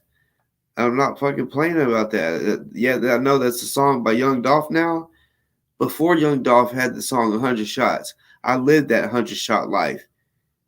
I didn't get shot at 100 shots. I did the 100 shots. That type of shit, when someone is way older and the person is way young and they do that, nigga, like, when they get sentenced, they get sentenced to life and shit. Some maybe even depending on the type of rape, if they killed them and they get put to death. Okay, think about that. By law, they put them to death. So yeah, street people, that's how they look at it too. It's street law. We're handling this shit.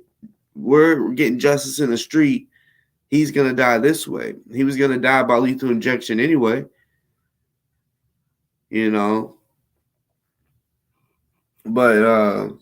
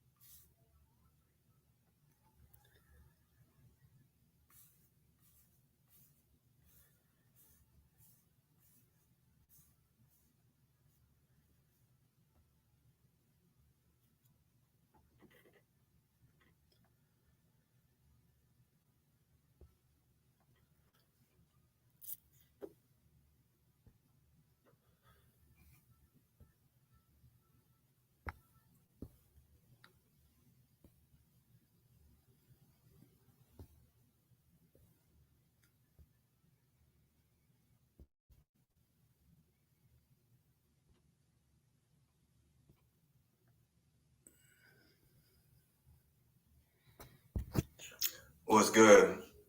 Welcome back to Darren's podcast. I fucking paused that shit. Hold on, I'm gonna have to leave the studio real quick because it might echo.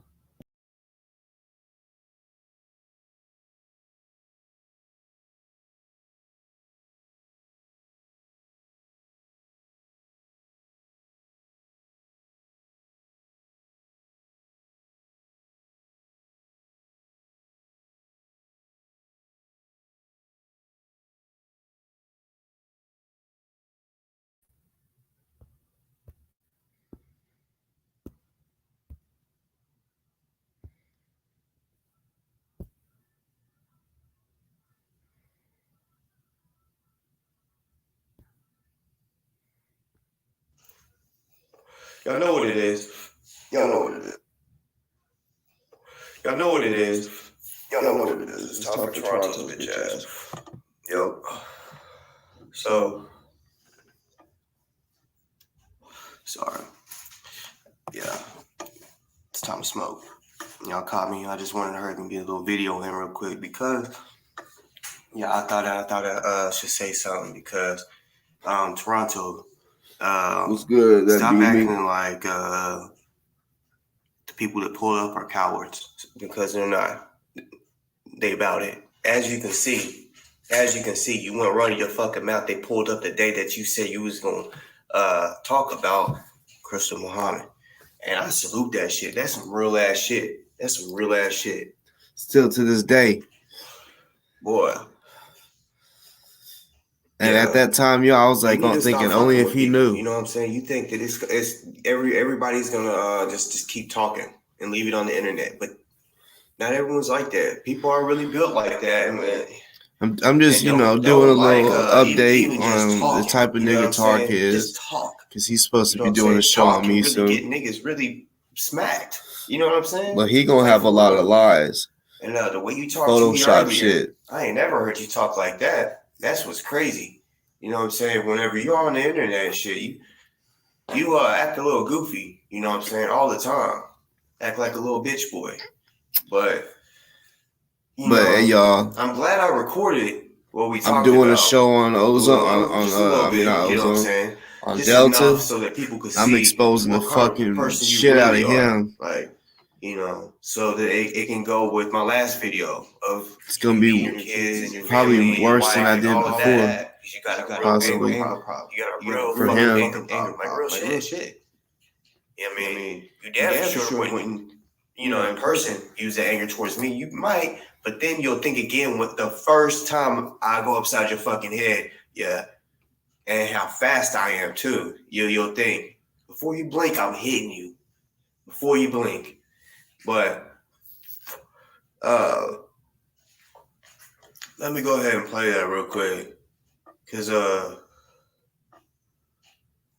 like this shit crazy. All right, y'all listen. Is it the second one? There's two videos. I'll play both of them. Last night never happened. Because ain't nobody gonna run out in front of. Let me tell you something. He said last night never happened. And put your blood in the streets of Baltimore. Because then I'll be just like you. However, if that's what you want, brother, you can get it. But you won't have to come get it. And last night never happened. Because ain't nobody gonna run out in front of. Let me tell you something. The last thing I want to do is put your blood in the streets of Baltimore. Because then I'll be just like you. However, if that's what you want, brother, you can get it. But you won't have to come get it. And last night. So now listen to this one. Walk up to my goddamn door, and I sure you better not tell you how it goes down. You're a felon. You can't have a gun, and if you bust that bitch, you won't get yourself in trouble. Fuck up, nigga. You shut up. Get your people to pull the fuck up and shut the fuck up. They pulled the fuck up last night. They came from Texas. The fuck you talking about? Somebody's faggot. Walk up to my goddamn door, and I sure you better not tell you how it goes down. You're a felon. You can't have a gun, and if you bust that bitch, you won't get yourself in trouble. Fuck up, nigga. Get your people to pull the fuck up Shut the fuck up. What the fuck up last night? I came from text message. Fucking topic. All right. You remember on the show how he says he don't want people cussing on the show? You seen it. You heard. You heard that. You heard it. That man, when I was talking to him, right? Of course, I was cussing his bitch ass out too. But I ain't never heard him talk that crazy. Every word that came out of his mouth was a cuss word. So y'all don't ever really believe that he don't cuss, okay? There's your proof right there. Okay? Your little fucking receipts and shit. Okay, so yeah, he cusses. Yeah, he's grown. I cuss too. I'm just saying, he's a hypocrite. You know what I'm saying? For real. He be trolling people saying you can't cuss on my show and all that dumb shit, right? This nigga got the worst motherfucking mouth out there type shit. You know?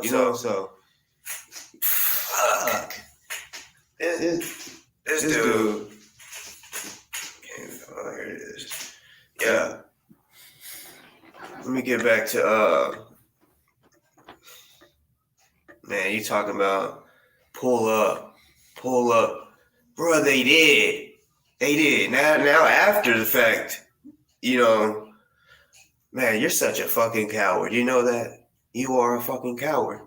They drove all the way there. And now you're saying, y'all come. Bitch, what you gonna do? What the fuck you gonna do? What you gonna do if they all pulled up right in broad daylight? You wouldn't do shit. You would talk because I guarantee you're gonna be outnumbered, first of all. So, I mean, what you really gonna do? What you really gonna do? Like I said in the video, you're a felon. So you can't have a gun. And if you do, you can't bust that bitch, really. And if you do, you're gonna get in trouble for that type shit. So it's not like you can get away with it. You know what I'm saying? Like, if you wanted to keep it in the street type shit, keep the violence in the street. If anybody, like me, if I got caught shooting a gun because a motherfucker was threatening me or trying to shoot me, I'm going to get away with it because I can have that bitch. You can't. You cannot. So if you get caught, you can get charged with, with the gun on top of whatever the charge, So, yeah. It's not looking good for you. It's not. How many motherfucking enemies have you made? I'm not talking about even just Crystal Muhammad or GMJ. I'm talking about before then. Like, if you look up some shit from like 10 years ago, people are talking crazy about you. In the last 10 years, people talk crazy. A lot. Don't you think that's a problem? That's a big motherfucking problem. I am not gonna stay on here long. Fuck that. Last time I was thinking that, and it was like an hour long. Like, damn. But yeah. Fuck you, nigga. They pulled up. So not only did they pull up, I want to show you something. So, because he came out. Fucked with me though. You know what I'm saying? You shouldn't have fucked with me though. You surely shouldn't have. You shouldn't have fucked with me. You know what I'm saying? And hold on. What did I say? Listen, y'all. I said you shouldn't have fucked. See, I wasn't letting it be known. No one was letting it be known that I was the reason why. The reason why, in a sense, that they was able to pull up, right? I wasn't letting people know, but I was like, you shouldn't have fucked with me though. That's what I was meaning right there. At that time, nobody knew. I kept shit confidential until it eventually came out. Though. You know what I'm saying? You shouldn't have fucked with me though. You surely shouldn't have. You shouldn't have fucked with me. You know what I'm saying? All right, so yeah, but for real talk, you should have fucked with me. Like, that's what I'm saying. Like Ozone tried to tell you. He was really trying to warn you because I'm sure he was briefed on what was going to happen, just like I was briefed. I was briefed. If they was, there was a lot of people that was briefed. I'm pretty sure, that they were coming to see if you would come outside and have a conversation. You feel me? And I was just waiting all day. I'm like, damn, like I'm ready because you were doing, hey, you was doing a live on Crystal that night, trying to dog her. So I mean, hey, like a boss would, she pulled up. You wanted to do a show and try talking shit, and that's what Ozone was trying to tell you. You don't understand. There's certain people that will actually pull the fuck up. There's certain people that's like, it ain't worth it. The shit he's saying to go down there and pull up and then whoop his motherfucking ass. That's not. I mean, they could have did some more shit type shit, and got away with it because nobody would have said. I wouldn't have said shit. Nobody would have. I don't say shit anyway. But whenever it came out, it came out. But they weren't there on no hostility. If they was there to be hostile, they wouldn't have went live. You know what I'm saying? They wanted to talk to you, motherfucker. But your ass was scared. I put in the comment section for you to go outside. I seen a lot of people say that because Crystal was telling everybody, y'all tell him to come outside. Y'all comment for him to come outside. I remember when it was like I was just like looking at him like I'm trying to see his reaction when he reads go outside. Like is he gonna be like, what the fuck, is someone out here? Y'all, he literally was just like reading the comments and was like, I'm not getting up. I'm staying right here in the basement. You know what I'm saying? And of course they weren't about to sit there and wait all day because like me, if I'm waiting outside someone's house and I keep telling them to come the fuck out and they don't, I'm gonna hurry up and go because I'm assuming they're calling the cops. So he tried to. This is what he said. I guess he forgot he was live during this shit. They left. He says that he went out. He said, but they were pulling off, and then he tried to say like one of the dudes that because I think there was like 7 people there, 8 people, and he said one of the guys was in the car, basically looked at him whenever he put his head out the window. I mean, out the door. And I'm like, he forgot he was live. That's why I said live because I seen some shit just now. He forgot that he was live, not lied. That he was live, and he never got up from that chair. I think he might have stayed on there for like 30 minutes longer after they pulled off. He never got up out that fucking chair. But yeah, he said, oh yeah, I went out there. But when I got out there, they was pulling off. This is what he said. She be saying he be in the basement. And he did come out though. He came out noon the next day. In a robe. He was in a fucking robe. Like he just woke up. And not only did he just wake up, he invited one person. Now, I know he has that one guy, Wolf. It's supposed to be a blood or whatever, and I guess he'll hit him up if he needs protection or whatever. Even though I heard through the grapevine that I guess, he might have got Wolf in some trouble, set him up to get robbed or some shit like that. Something like that. So maybe they're not cool anymore. But I don't think this was Wolf. But if whoever it was, I'm going to let you know this person just woke up because it was early. He had his arms crossed, and the way, like like I say, I know I'm pretty good at reading body language. Even though a picture is worth a million words, so you can look at a picture and you can just. I mean, I'm sure there's gonna be different people with different opinions on how you think how is this person feeling? What do you think this person's what's going through their mind? Well, it's a thing called context clues, right? You use context clues, and you put two and two together, and you realize when a man is looking like this right here, when a man is looking like this, look at his face. He's looking at the ground like, what the fuck did you just get me into? And then Taharka, he's all on the camera like, yeah, they pulled up and pull up now. He's only there. He did a whole complete circle, y'all. So this is how I know he was the only one there with them.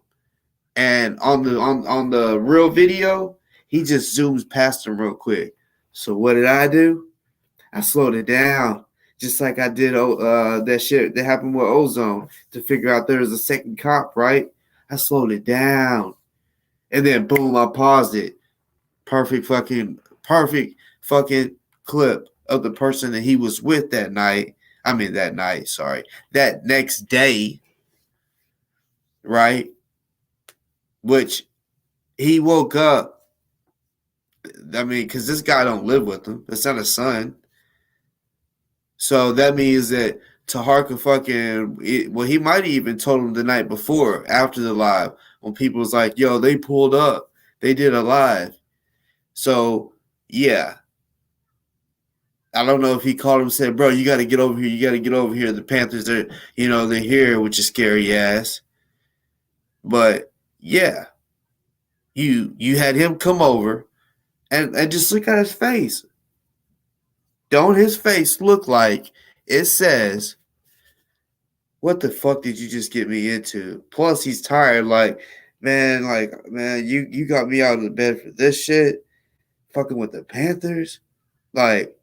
He's like, oh my God, we really gonna, be able to beat them? He's sitting there just question. Yes, I mean, that's that, and see, there's a couple different angles of pictures, right? You have to go to that video, and on YouTube you can slow it down. You got to click it looks like a little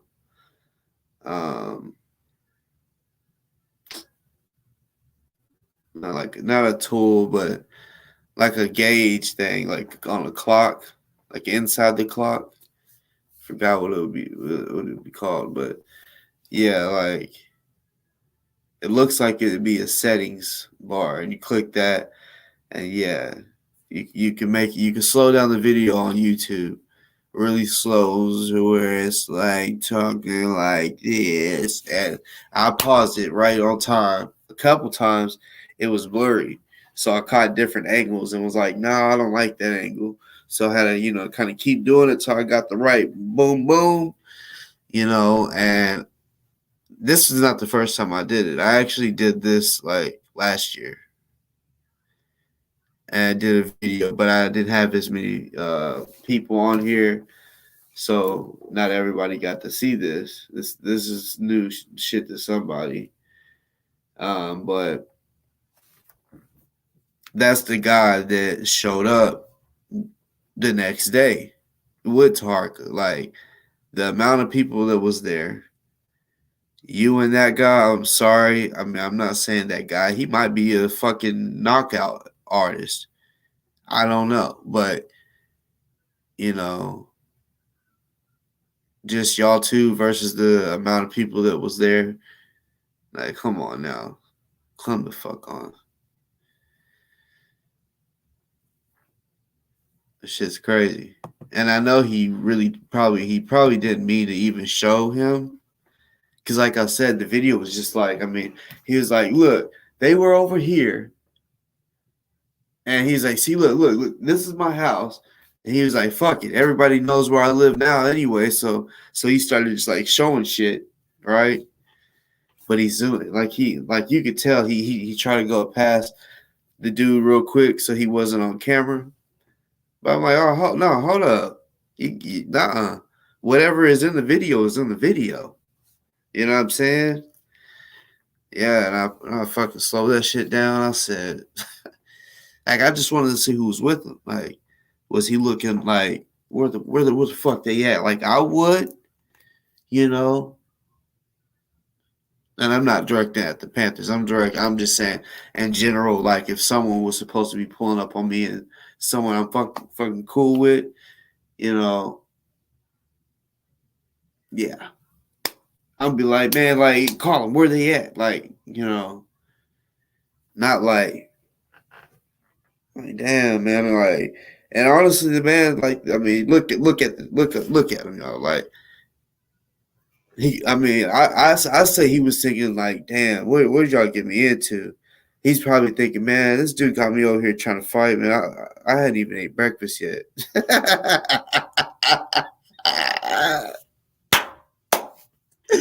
Oh shit. Oh fuck. You went over there on an empty stomach to go help his lame ass because he was scared shitless. So he goes live like, look, you know, and people was worried about him. Like, I mean, there was people that comments like, you good, Grand Sheik? Yeah, y'all know I'm good. Yeah, you're good because you didn't fucking take your punk ass outside the night before. They showed up again. Yeah. And his pussy ass didn't do nothing. Like, and then he wants to do videos after that. Like, what he did not realize. See, look, this is say this could be anywhere. Jail. If I hit you in your chin, I chin check you, right? Do something, bitch. Do something. And you just don't do nothing, right? You just got punked, right? So when somebody comes and pulls up multiple times, come out, and you don't come out, but you talk all that shit online, bitch, you just got your fucking whole card pulled. That's what we called it at that time. It was a whole test. Cause he be saying whole tepping and shit. No, that shit was a whole test. You know what I'm saying? Testing to see if he's a hoe or not. That nigga passed with flying colors. He a hoe. But want to still talk about her. You know. And it's like, bruh. Like, why talk all that hard shit? Want to talk about people being tough and shit and not being tough. You punked out. You talk all that shit on here, but you punked out. You didn't do shit when someone sent someone to your crib. You didn't do something when someone pulled up to your crib. And I hope you don't plan. Well, you didn't call the cops, so I salute to that. Yeah. So if you do see this or any of your little posse sees this, yeah, I salute that you didn't call the cops on that. So in a way, like I said, you passed your whole test with flying colors. But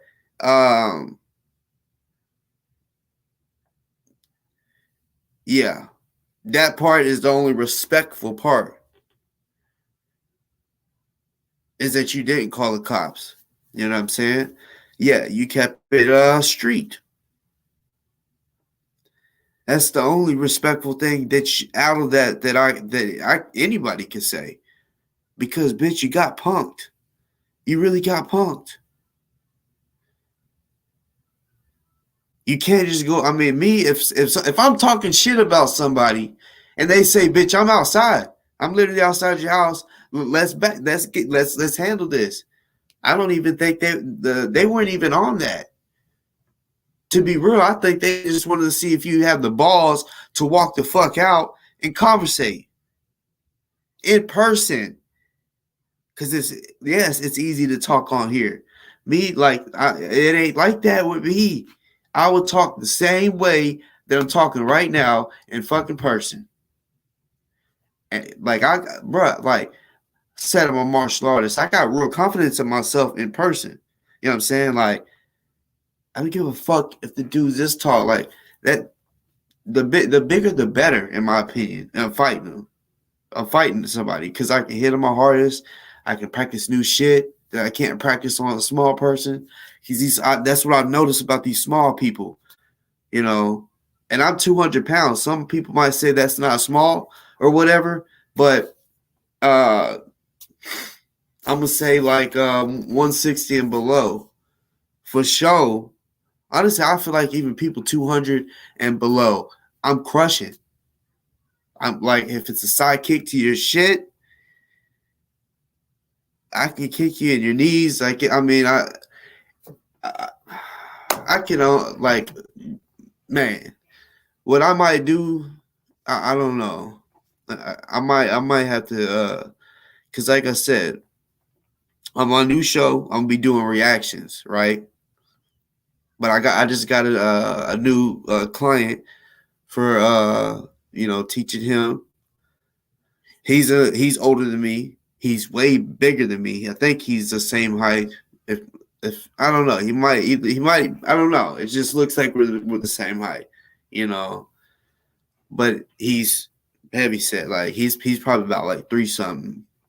If he's 4 something, that would surprise me. But he's probably like 300 something. So like whenever I show you techniques and shit like that, and shit that works, because some people say, "Oh, that shit don't work." That's why, one day I was gonna show y'all, I was gonna do the techniques on my daughter, but that's just gonna make somebody think that's a little girl. Of course, she's gonna tap out, you know. So I'm like, I got other people that's my size or just a little bigger. They're just, you know. So I'm like, that he's perfect. He's so much more bigger than me, and I'll show on the it'll probably be short videos, teaching y'all maybe like 1 or 2 little techniques that might help you in a fight one day. Like me, I know a whole lot of different techniques.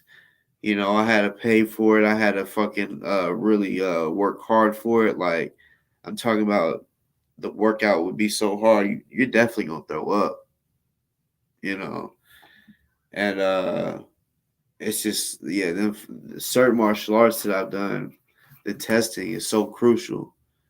Like, so crucial. When I say crucial, like, we already have our socks and shoes off, right? And we will test like on a gym or basketball court, right? We might lay this tarp down, that way we don't scratch the ground or whatever. But the tarp ain't no cushion, you know what I'm saying? And you gotta sit on your knees and pretty much get it, like, you're on. Think about, picture this: you're on your knees, sitting on your knees, right? And then you sit back to where your ass is kind of laying on your heels. If you can picture that right there, sitting on a gym floor, nigga, your knees. Hey, you, oh fuck. You just say you got, and you have to stand like that. Like, it's part of the test. And the instructor, or if it's the grandmaster, if he's there, he'll fucking make it worse. He'll fucking be walking around talking to you, and it's like, come on, like, your ankles are literally just like dug into the fucking concrete or concrete, the fucking basketball court, right? So, man, just sitting on your fucking knee, man, over time that shit fucking hurts. And when you get up, you're like, oh shit. you know, and yeah, after that you do everything. Except when we do flips, like if I do a certain technique, like take your fucking arm and I twist it real fast, right? If you're a martial artist, like if you've trained this before, the only way that you're not gonna get your arm broke is if you go with it. If you roll, you gotta go with it. But you might end up doing a front flip. Like there's certain techniques that's a counter. Like it's the flipping is a counter.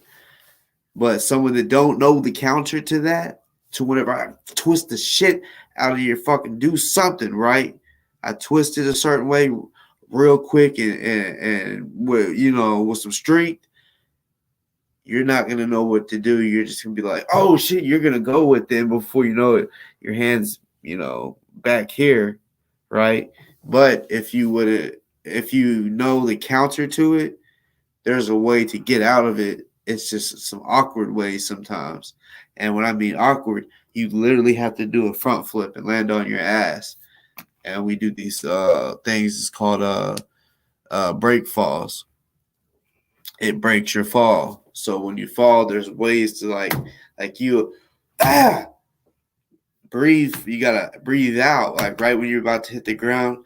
And this might sound weird, but you slap the ground. Like there's certain ways to land. Like I mean, I'll just have to. It's hard to explain. It's just certain ways that you gotta land. It might still hurt, especially if it's from real high. Just like the parkour people when they jump down and then they do that little roll. You know what I'm saying? It's just the way. I mean, for real. And when we be practicing, we'll run and jump as high as we can and just basically land. Like, the plank, think of push-up position, right? But instead of push-up position, you got this part on the ground, right? So if someone was to come up behind you and push you from behind and you fall, yeah, you fall like that. That way you fall on that. That way you protect it. And when you do, you turn your head to protect your face because you never know. You might not be strong enough because it was too high, and your face goes straight to the ground. So it's always good to look sideways when you get that break fall. There's so much shit into martial arts, and we're just fighting in general. That the fighters out there know what I'm talking about. There's more than just throwing punches and kicks. It's definitely the motherfucking experience. Like when you got experience over someone and fighting, it's different than at jobs, right? When someone has more experience than you, right? It's not like that because over time, say if you're working at Wendy's, someone could be working there for 13 years, someone can be working there for 5, but y'all all have pretty much y'all know how to do everything now. Now you do it your own way, and y'all both do it correctly. But no, if like me, I've been training martial arts for a while, over 10 years, right? And if someone goes to train for 1 year, they're not gonna know what I know. There's not enough time, literally, and I'm being dead ass serious. If someone just starts learning martial arts and I got 10 years on you, you'll never catch up. Especially if you do it right. Like talking about, you gotta, just like a math test. You do your work for certain, maybe for that whole week. At the end of the week, you got the test for it, but you're supposed to be studying it, doing worksheets and all that to get you better for that, and then you test on it. Well, martial arts, it's like a 3-month long thing of training, and then you test. Certain martial arts, some they let you test every month, but you got to learn whatever they teach you, and you got to do it pretty good. And the higher you get, third-degree black belt, you got to know everything that they taught you all the way down to white belt. Everything. That's the thing about but people don't know about black belts. Everything that you learn from a white belt all the way up to a black belt, when you test, you have to do all of it. It's a tiring day. It's a tiring fucking day. This one martial arts we did is called Cook Sawan, and the days of black belt testing, it was just brutal hell. All that motherfucker. He was taught, he could break bricks. He was taught to be tough. His instructor was very tough, which he was our instructor, right? And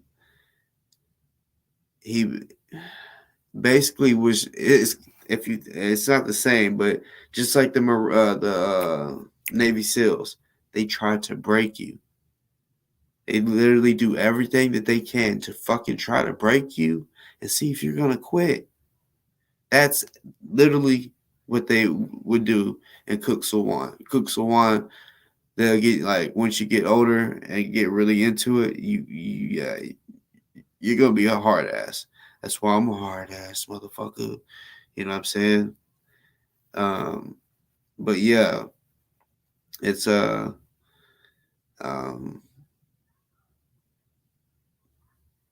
really disciplined. Really, really, that's the most disciplined martial art I've ever done. So disciplined. Talking about before, the Grandmaster. They have a picture of the Grandmaster up there on the wall in every school around the world. So there's so many bows at the beginning. The first bow is to the Grandmaster. You bow toward the picture. Then you basically bow to all the ranks. If there's a 5th degree, 4th, 3rd, 2nd, and 1st degree, you're gonna bow 6 times because you got to bow to the picture of the Grandmaster. Then bow to the you got to bow 7 times. Sorry, bow to the 5th degree, bow to the 4th, bow to the 3rd, bow to the 2nd degree, bow to the 1st degree people, and then you'll bow to the people, the colored belts. Everybody else that's not a black belt, that's just one bow. You don't go down each color, And the color. All right. So and also say if there's 5th degree, right? Everybody under them bows to the 5th degree. So once the 4th degrees are bowing, the 5th degree doesn't bow. The fourth. Well, actually, they do a bow, but it's not as low. We got to go all the way down, right? But they just kind of they barely not Yeah, it was very disciplined. But the shit I do now, it's still, and the tournaments is where it's at. The martial arts. That's why I picked the reason I picked the martial art I'm doing right now is because one, it could pay for your college, and I'm doing this for my kids, so it's something that they might be able to do. But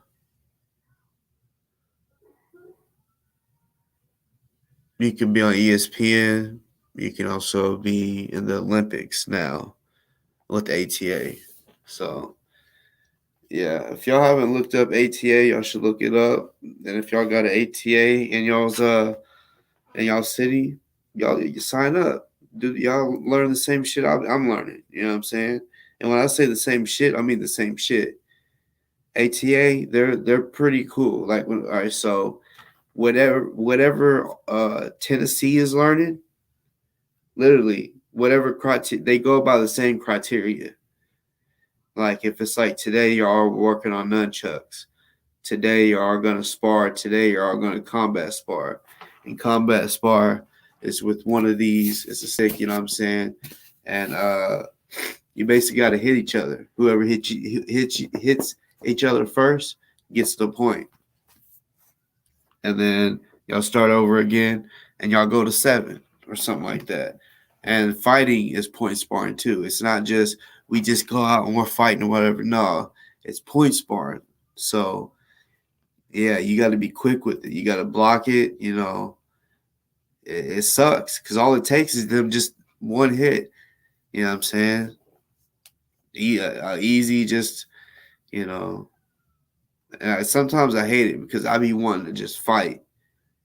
You know, we fight in training. Like we'll go like 3-minute rounds, 5-minute rounds, but in the tournament, no, it's point sparring. Like, yeah, it's still cool. Motherfuckers still can get knocked out. Do get knocked out. That should be funny to do a spinning back kick really fast, which you're supposed to have control and not knock each other out. But whenever it's like the USA versus Japan, it's like, you know what I'm saying? Like, politics are in this shit too. Like when you think about it, because Japan, they can't, or China, they got ATA in China, South Korea, they can't have guns as citizens like we can. They look at Americans as fucking dangerous.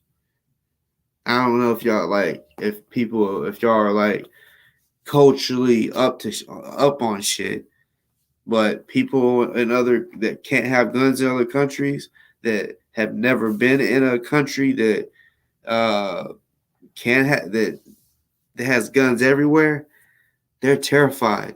Like when they come, they're like I could get killed because all they see on the news over there is just so many shootings and shit. And they're like, if they would take the guns away, you know. But yeah, they look at us as violent, and that is true. I mean, there's multiple people that die every day from gun violence in Memphis, just gun violence. That's not including stabbings, suffocations. You know what I'm saying? Shit like that, or just breaking someone's fucking neck, like a fight. You know, yeah. Murder rate is high, and I don't know the percentage. I just know I mean, Memphis has always been bad, but it got worse when Young Dolph died. Like, it's fucking bad.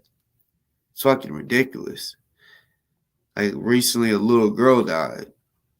Like, I don't know if they thought it was, I think the dudes thought it was someone else. Pulled up to a car. It was a woman driving, and her daughter was in the back seat, and they pulled it beside the car and just started fucking dumping. And the mom lived, the daughter didn't. To be real, I can't even remember if the mom got shot. I was just more worried about the little girl.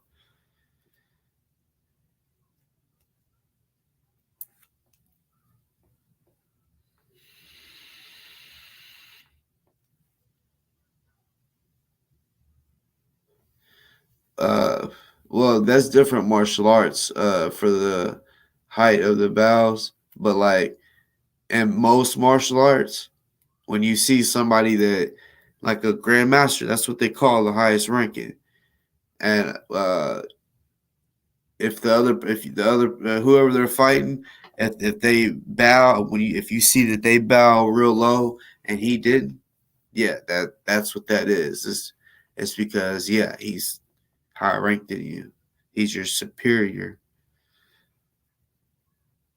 So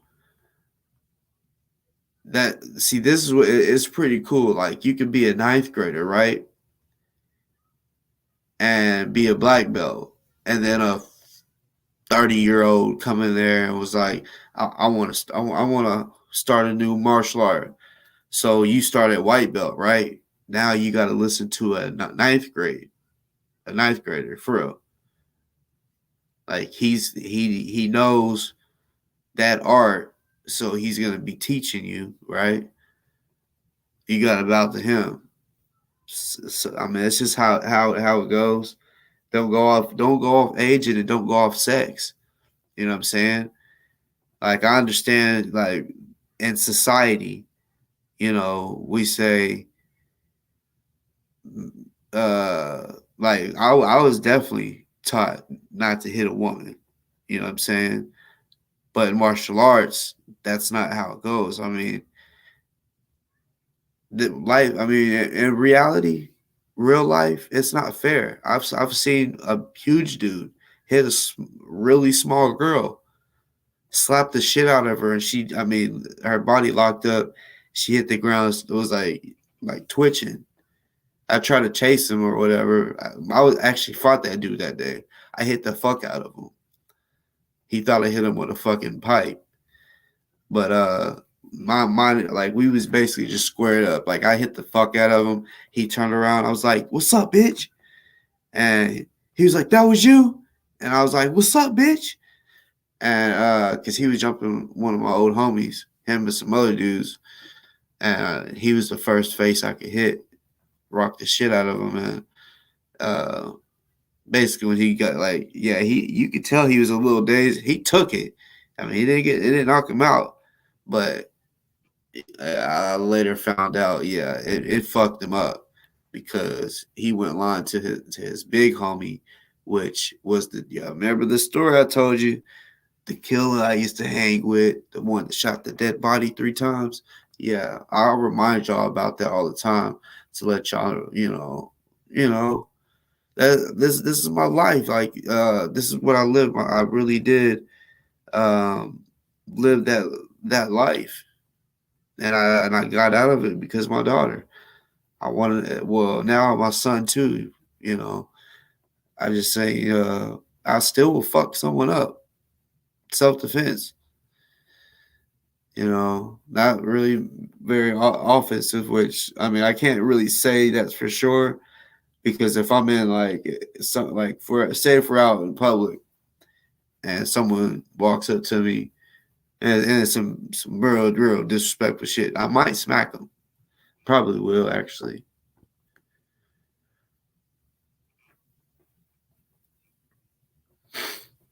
No, it's not the understanding how to distribute power, because see, like, I mean, at a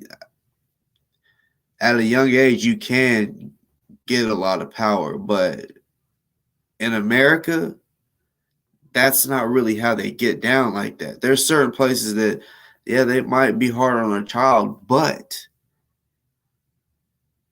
the parent is going to have to be cool with that, because the shit they do in China, like, I know 6-year-olds, like, they're older now, but when you have demonstrations and people come from that's why I love world martial arts, not just some small martial art. No, I like worlds. That way you can fight people from all over the world and see the different cultures. And so when they come and you do a demonstration, the demonstrations last all day, like from 8 o'clock to like 3 to 5 or some shit. You know what I'm saying? They be expensive, but the shit that you see in there is fucking. It's just the most beautiful shit. Like, in martial arts, that's when you want confidence. They teach you confidence.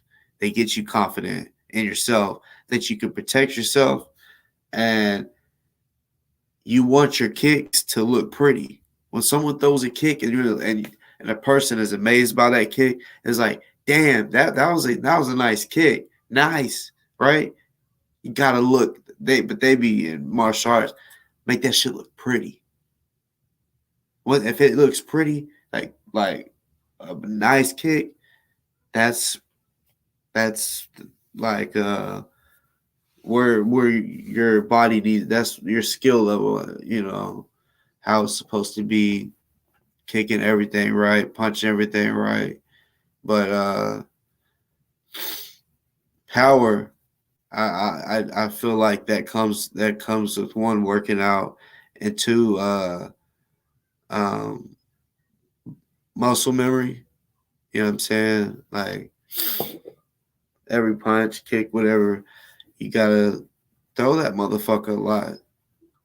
Like I might stand in front of my punching bag and just only throw front kicks. You know, I got the flex bag that comes back, so I'll kick it, and it'll fly back. It'll fly when it comes back. Kick it again, right? And just keep kicking it. Boom! Instead of just going out there, you know, let me get a good workout at it. No, like Bruce Lee says, he doesn't fear someone that has kicked 1,000 times, 10,000 times. He fears the man that kicks one kick 10,000 times. So yeah, you throw that one, whatever it is, could just be a jab. You every time you're not just punching. Try to work on form.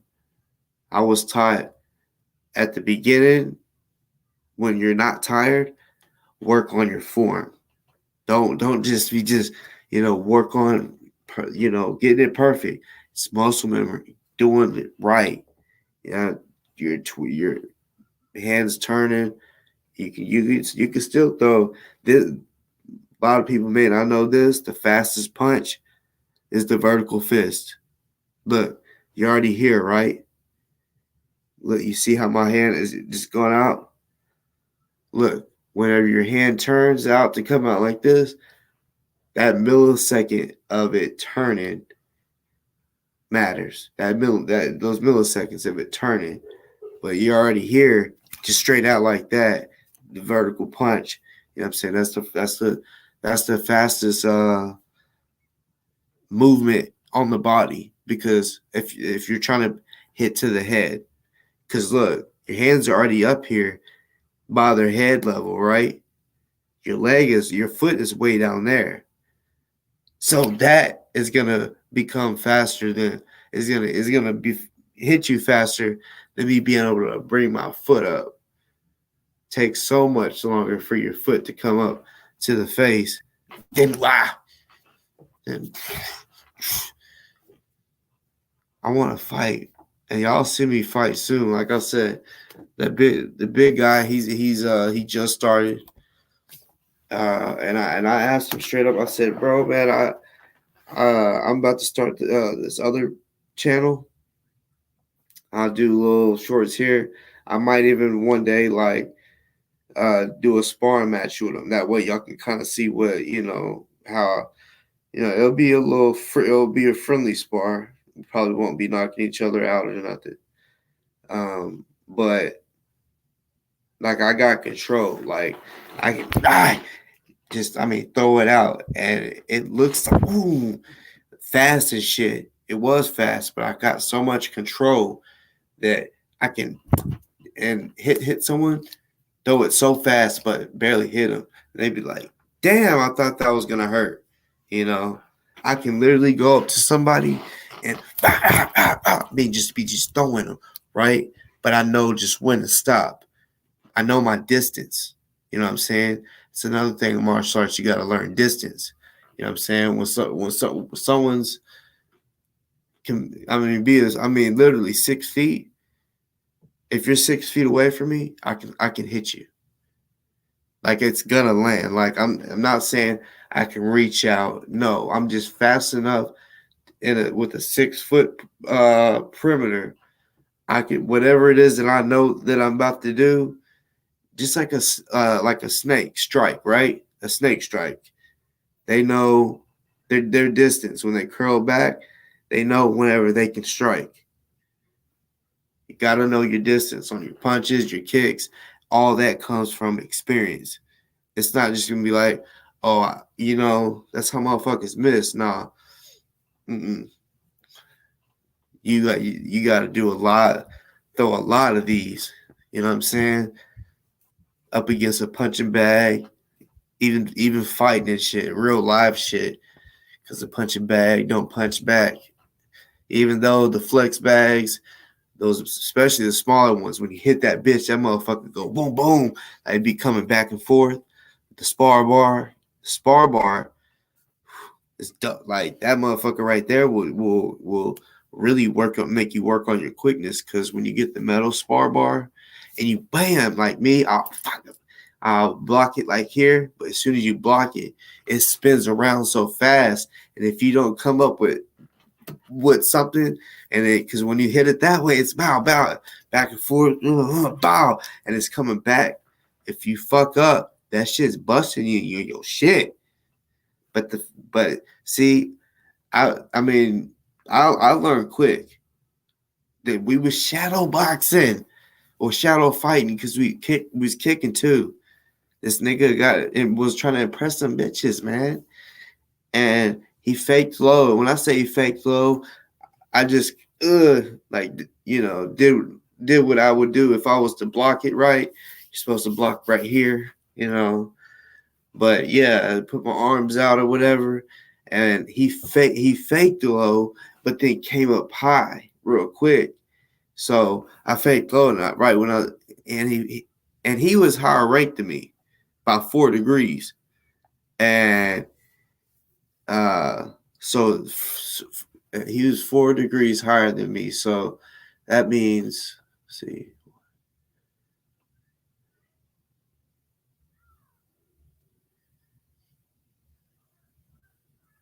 He was pretty much 15 years more ahead of me because, all right, when you get your 1st degree black belt, you got to train for a year. Once you get your 2nd degree black belt, you got to train for 2 years. 3rd degree, 3 years. 4th degree, 4 years. 5th degree, 5 years, and so on. Right? So he had 15 years of experience of doing it longer than I have.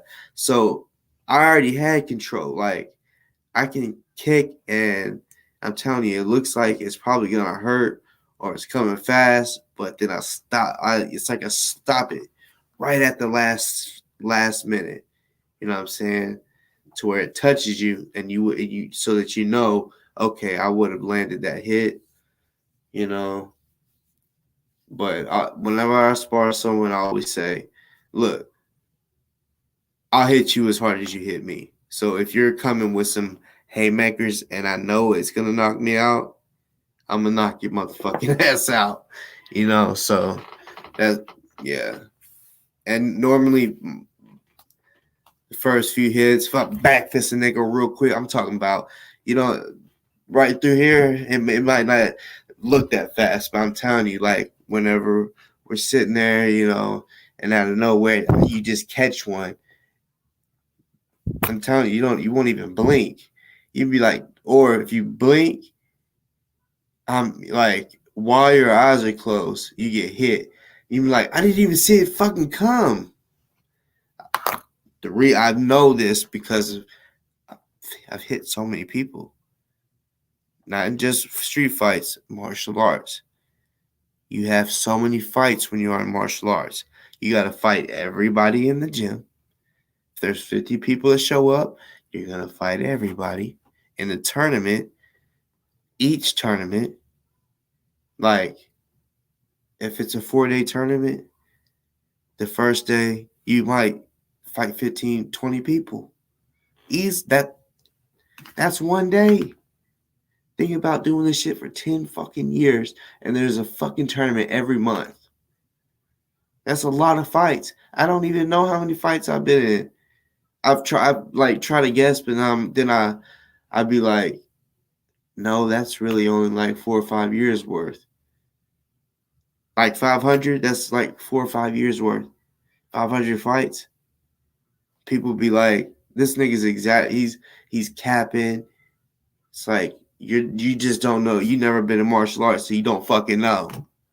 People's dumb, man. Like, it's not like basketball where you have one game. No. You're going to 7 points or whatever, or 5, whatever it is. So if you beat the person, hit them 5 times, and you could do skunks too. Like, I think, all right, if you're going to 7, it's 5. Like, if it's 5-0, it's skunked. You skunked them. It's over with. But, yeah, I've skunked niggas. A lot. You know, that's actually my goal. That is my main goal whenever I fight. Is not, I don't want to get hit at all. I don't care if it's a soft hit or whatever. I just look at it as I want my blocking to be so good that I like. Who wants their nose busted? Who wants a swollen up ass eyebrow or a split eyebrow? That shit sitting there stinging and shit, and you still got to fight. Who wants that? I sure in hell don't. So I do the most to learn how to fucking block. And the only way that you're really gonna you know, like you just gotta really want to do it. You can't be just acting like, oh yeah, like I ain't about to just let nobody hit me. Fuck that. Okay, well you ain't trying to get better because you're gonna get hit. And once you get hit, you'll eventually figure out, okay, what can I do to not get hit like that again? And trust me, when I got kicked in my nose, and that blood started coming out, I said, that's the last time. And he wasn't even supposed to land it. It was supposed to be shadow.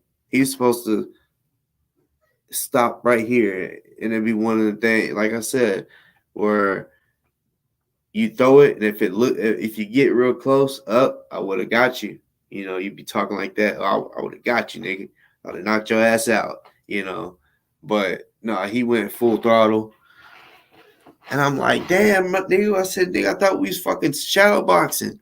I said we can really fucking because he was a 5th degree. I was a 1st degree at that time. I'm like, we could really fight then. I'm like, shit, because y'all, he was. I ain't gonna lie, I'm not even capping. I was giving him a hard time. I've always been a good fighter, okay? And but I ain't gonna lie, like the motherfucker could kick hard, like holy shit. Because when you hold the pad for somebody and they're just constantly kicking it, and you gotta hold it, you can't. It's not like you can just hold it and like it ain't nothing. No, every time they fucking kick, you gotta go. And if they're going fast, it's a bunch of and you're taking them hits, you know. So that shit right there is hard too. I be fucking people up. I be trying to. I be trying to kick them as hard as I can, and they got to try to get a good base. Cause I'm gonna try to make them fly through the air, and yes, that's real. If a motherfucker's like just sitting there, just standing there, and someone is like it's like kind of like a running sidekick, right? Sliding sidekick is really what it is. Do a quick side kick, and he just like a blind side of football when someone's just not looking and you ram him, and that motherfucker go flying in the air, right? Because he did it. Yeah, it's the same thing. Like on like those kung fu movies when they kick him and they go flying. Now some of that is fake because they are on ropes, but no, in real life, you can get kicked and your ass will go flying through the air. It's just like the force. Like, yeah, like I said, I've seen 6-year-olds break bricks. And that's because they're teaching them something different over there in China and in South Korea, too. They're what we would call child abuse in America. No. And I'm talking about they're making that little 6-year-old purposely break their hand. No, break it. Punch it till you can't no more. Like, punch it till, like, your hand is so fat. it just toughens it up. I don't know. It's just, I ain't gonna lie. I mean, that's what I got mad respect for China and certain places like that, because at an early age, and if they don't do it, then they're getting beat up by the monks or whoever. You know what I'm saying? I mean, for real, they have to be good or they're gonna get beat up.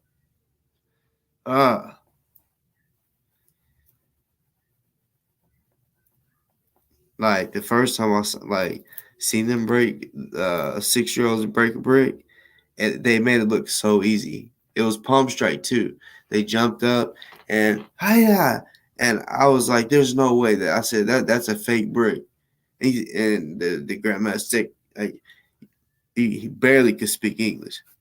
Come here, real high pitched, and he told me to punch. Like he held it. He said, "Punch it." I'm like, shit, all right. And not only did he said, pick a brick, any brick, because yeah, they were just taking bricks off of like a pallet, laying them down, crushing them, grabbing another one, crushing them. Like it was a demonstration, but a sight to see. And 6-year-olds just literally make you feel like shit. I'm 29 now, and I still can't do it like that.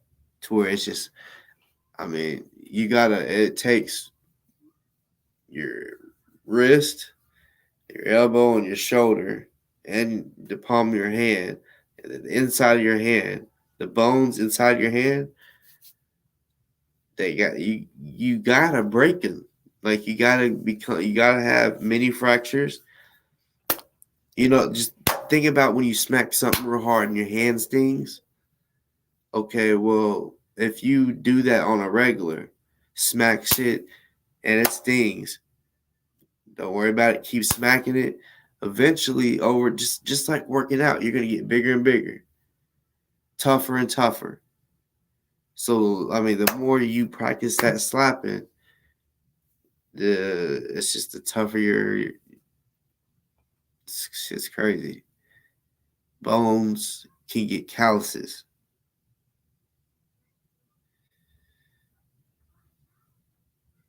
Just talking about this, I want to.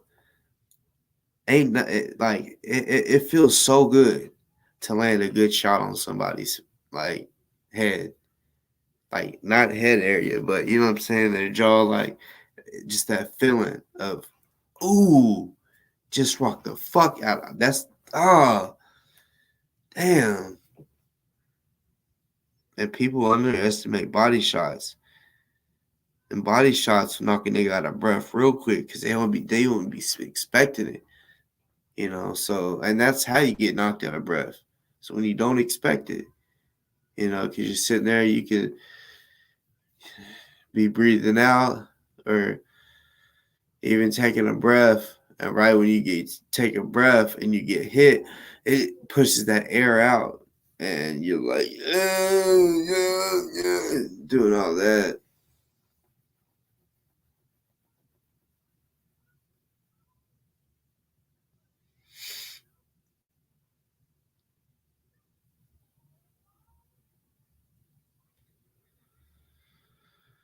Shit, y'all. I told y'all I was going to probably make this video 3 hours or less. And it's already coming up on 3 o'clock. So I think I'm about to wrap it up.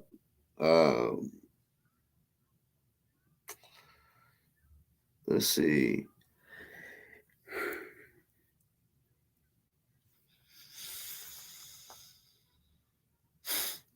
Taharka, you out here saying that people came to you. So how could you be COINTELPRO, right? Well, regardless, it could have happened after that. COINTELPRO, whoever that is, FBI, whoever, they could have seen that you were getting certain people on your show, and all it takes, I'm assuming, is for them to reach out to you, because See, you see, for you to still be acting violent, right? Like you'll come on here and act like, you know, you're a changed man trying to be positive, but then, you know, there's your times where you still got that anger issue. Like I try to tell people, you like when you used to beat your wife, your ex, you got a fucking anger issue. You know what I'm saying? Like you really do. You truly have an anger issue. When you're mad, you're really mad, you know, and you can't control it still. And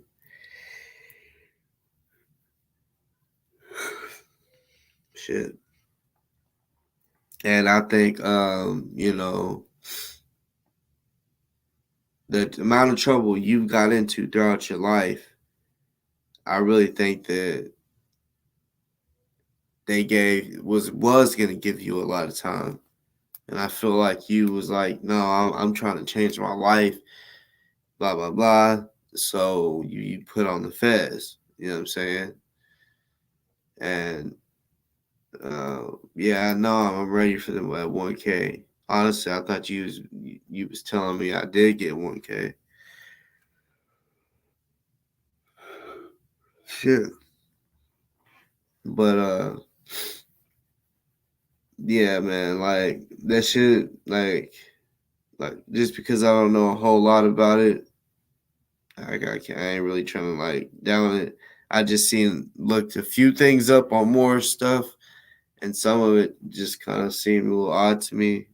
I mean, I know one day Delta had sent me some shit, and it was basically, you know, Queen Elizabeth. She was basically working with the Moors, and the ones that were the red hats, they, you know, because you've heard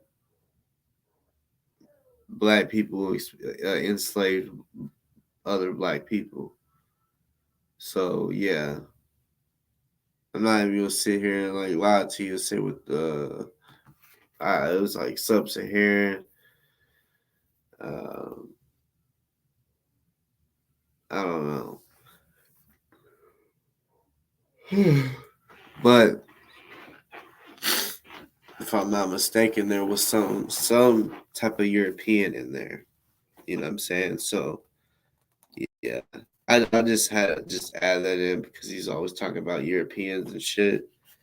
But yeah, I've just heard that they the ones that helped the slave owners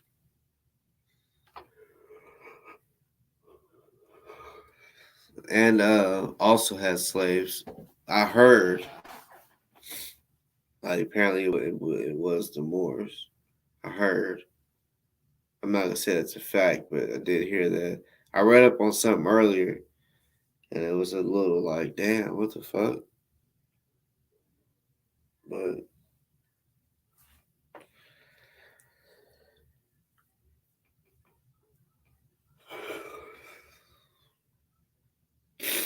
yeah, it's my motherfucking bedtime.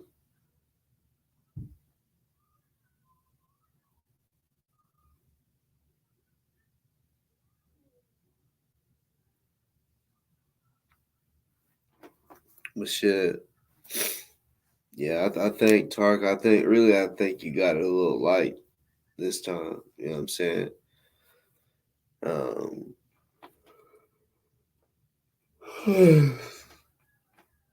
damn.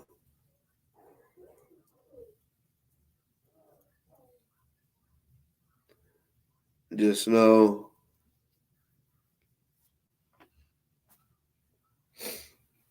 even though I did a show on you today, on the cool, it was to beat you to the punch. Because honestly, I thought you was doing a show on me tonight. So I was like, because it said Sunday. So I was like, oh, you gonna do a show on me tonight? Bet. I was gonna react to it. So yeah, I'm just a get back type of person. Like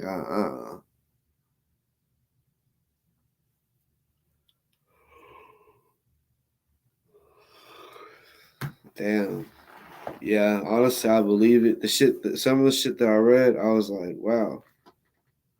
Because they were involved with Spain and Portugal, and they were known for slavery. It was like North Africa, but part of European too. Like they had Europeans in there. Apparently, they had the Christian church up in there. So,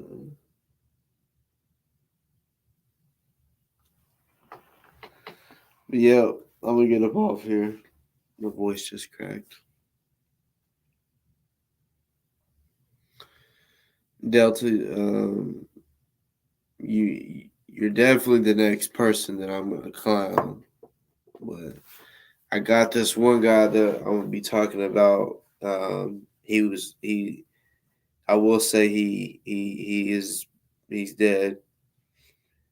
I also will guess kind of give you like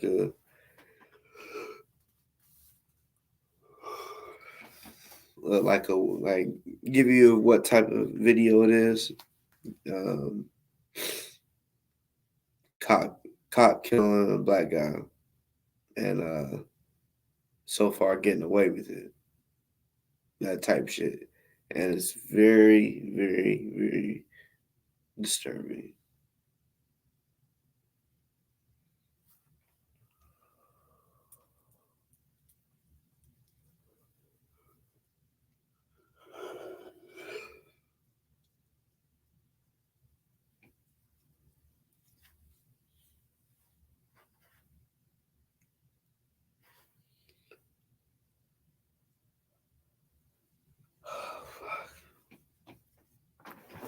All right, y'all.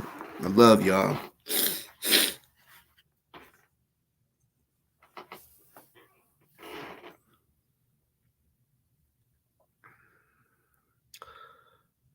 You beach niggas. You always think I'm playing. Man, I'm not. But I do and rather would be cool with everybody. You know what I'm saying? Rather be cool with everybody. Sorry, I had to scratch my face. But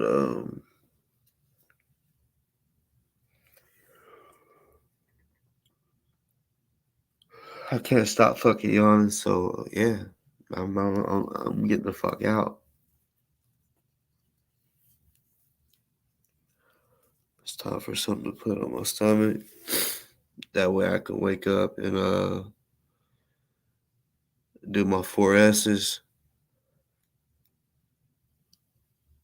I mean my 5S's, not my 5S's. Oh, you don't know what I'm talking about? My 5S's? Shit, shower, shave, smoke, stretch. My 5S's. Yeah. Shit, shower, shave, smoke, stretch. It's my 5S's. Gotta do it every morning.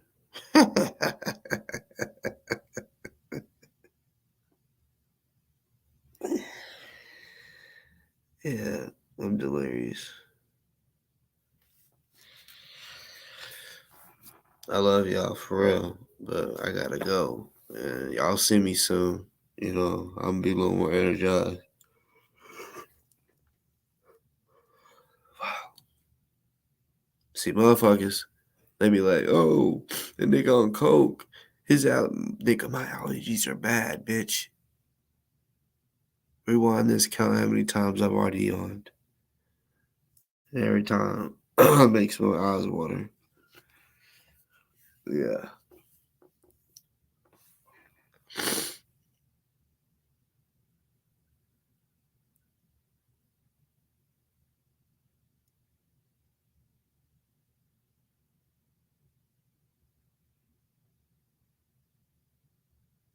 Mm.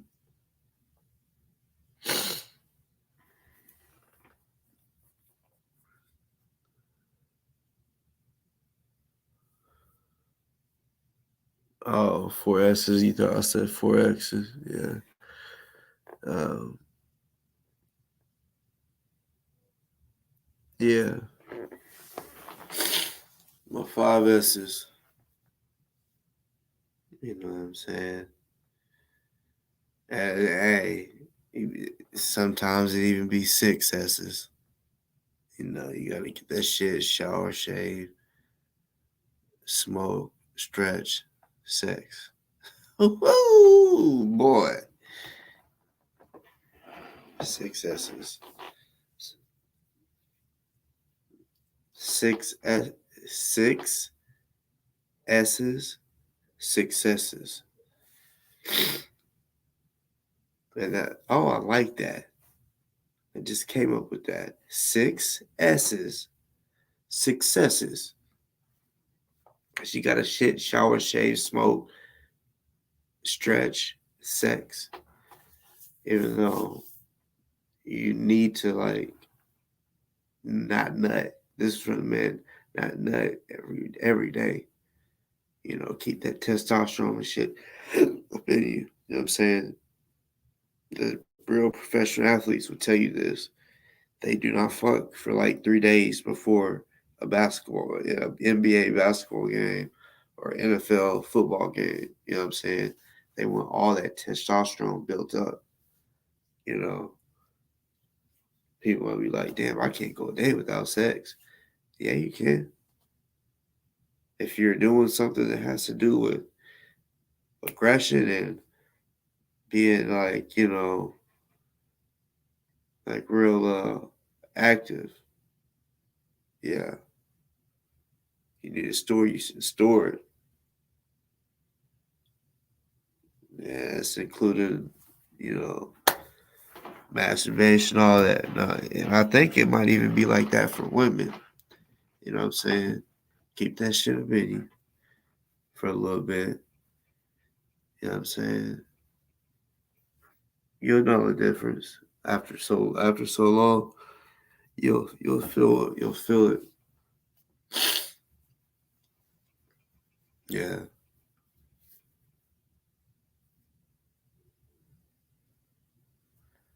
Yeah.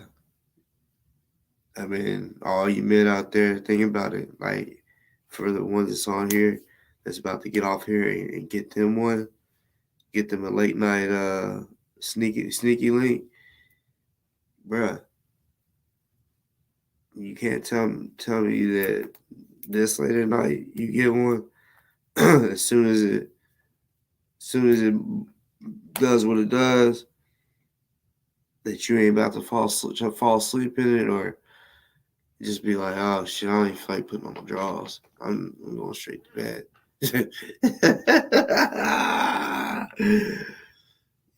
You motherfuckers know what I'm talking about.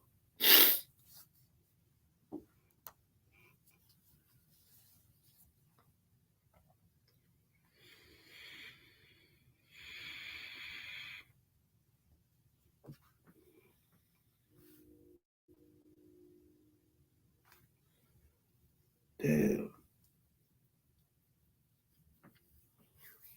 Man, I hope that our next game, I hope this whole season we blow teams out like that. You know what I'm saying? They better give me coach of the motherfucking year. You know. That was, see, when you start winning by 20, I hate this shit. Instead of just like letting the clock, they already let the clock continue, like even if it's timeout or out of bounds, the clock keeps going after the last 2 minutes of the fourth quarter. We can press fourth quarter if as long as we're not up by 20. And we was up by, I mean, we won what I say 34-2. So we won by 32. And shit.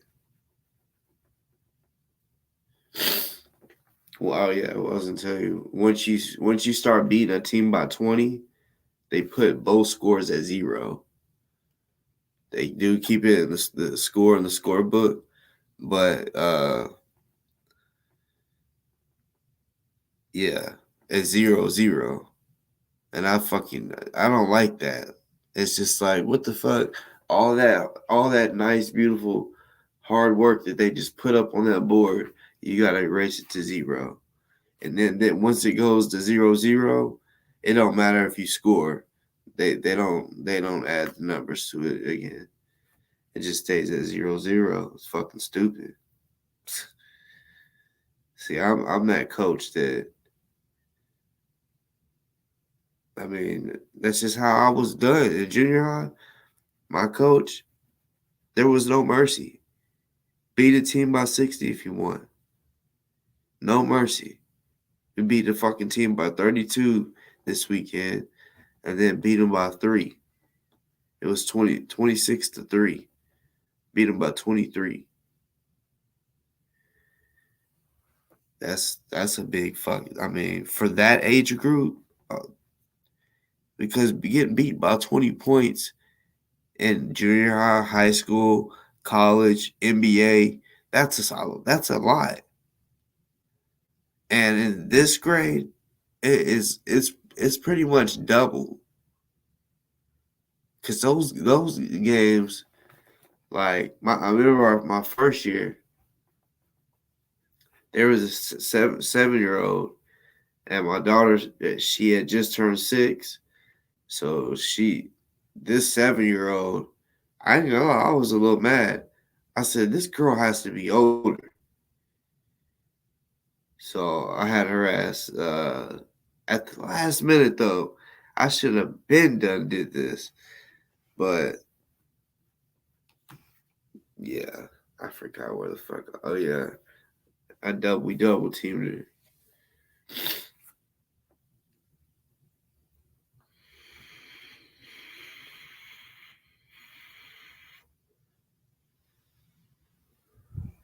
Y'all, when y'all see me throw this up right here, that's Arkansas, motherfucker.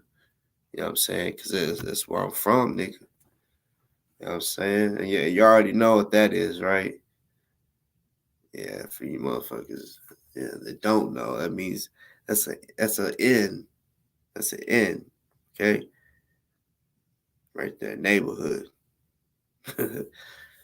Right? Arkansas neighborhood. But really, like, Virginia is VA. We do WA, even though that sounds like Washington. It's West Arkansas is where I'm from. And then when you in the city, you know what I'm saying? It looks backwards to you, right? Or it could be like that, right? The north side, south side.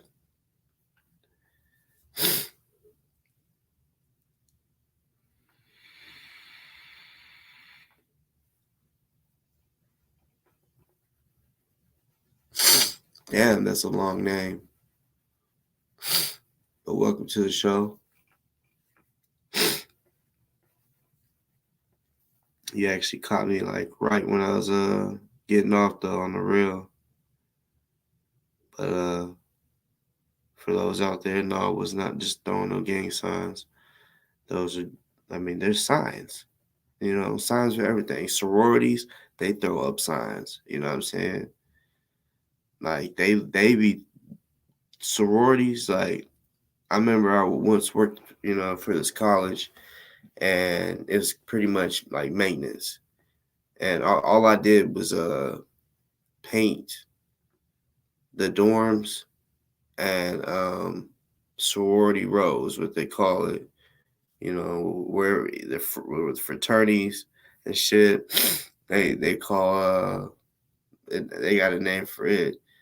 It's basically just wherever, most sororities are all right next door to each other, so it's a row of sororities. But yeah, go up in there, nice ass fucking sororities and shit and paint, and you see them in pictures and shit, and then yeah, I mean, it looks like they throwing up gang signs for real, but nah, they throwing up their sign.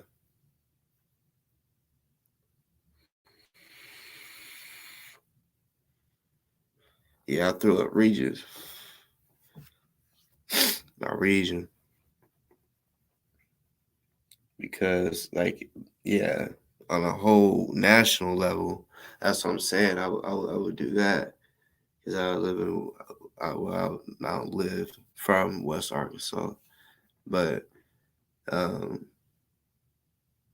if I was to say where I'm from, like what side of town, really, like I said, I was born and up until like third grade. Well, shit, it's backwards to y'all. And then moved to the South. But you know, like I said, I've even lived on the West. 2 different places on the West, far West. No, it really was what would you call that? Southwest. But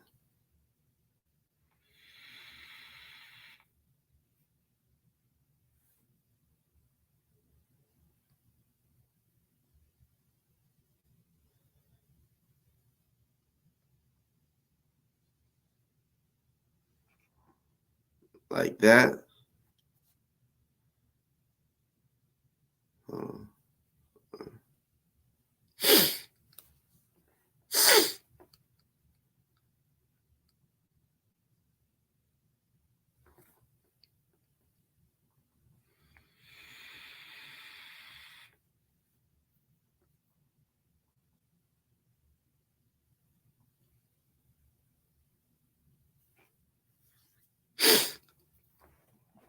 last time I was in St. Louis, we went to the aquarium, we went to the Arch.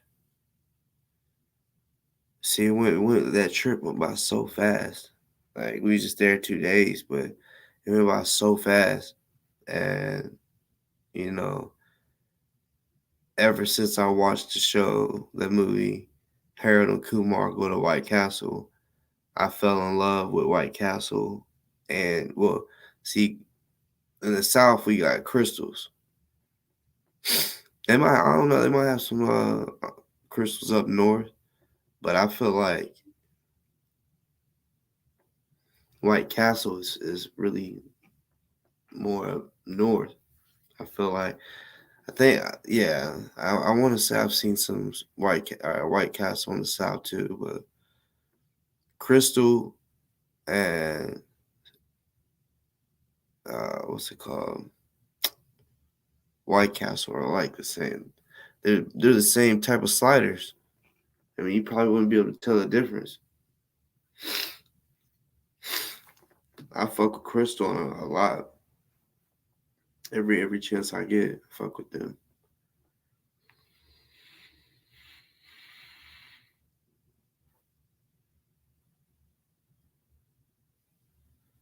In Shepherdsville, where Kendick lives, when I went out there to Louisville last time, I was like, I'm not about to try to find a fucking hotel in Louisville because one, I don't know the city like that, so I'm not trying to pull up into me.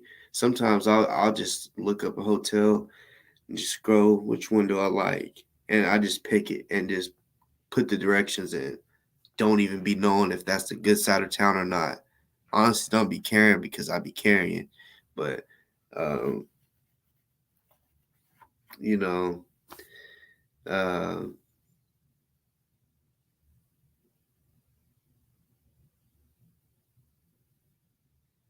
Oh yeah, I was gonna say, I got a hotel in Shepherdsville where Kendig lives, and they had a White Castle.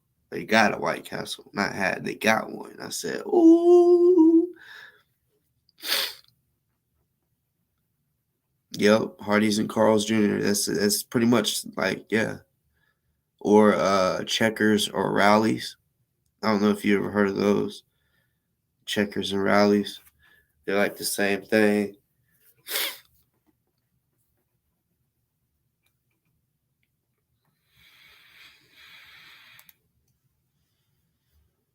But Crystal is with a K. It's crazy. Y'all know Crystal Muhammad, right? There's been 2 times that I was like in the drive-thru getting Crystal burgers on the phone with Crystal. Matter of fact,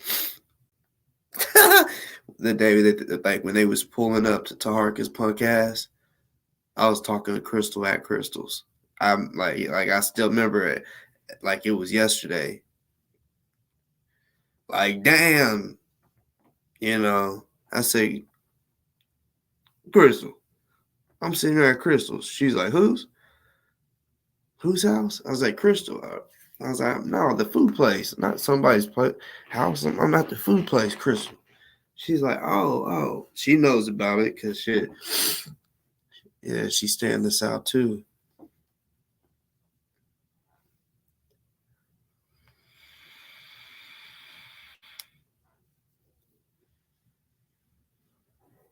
Yeah, rallies. There. I mean, see, in I'll say the western part of Tennessee. I really haven't been all through Tennessee. I've been to Chattanooga, and that's like on the other side of Tennessee, East Tennessee. But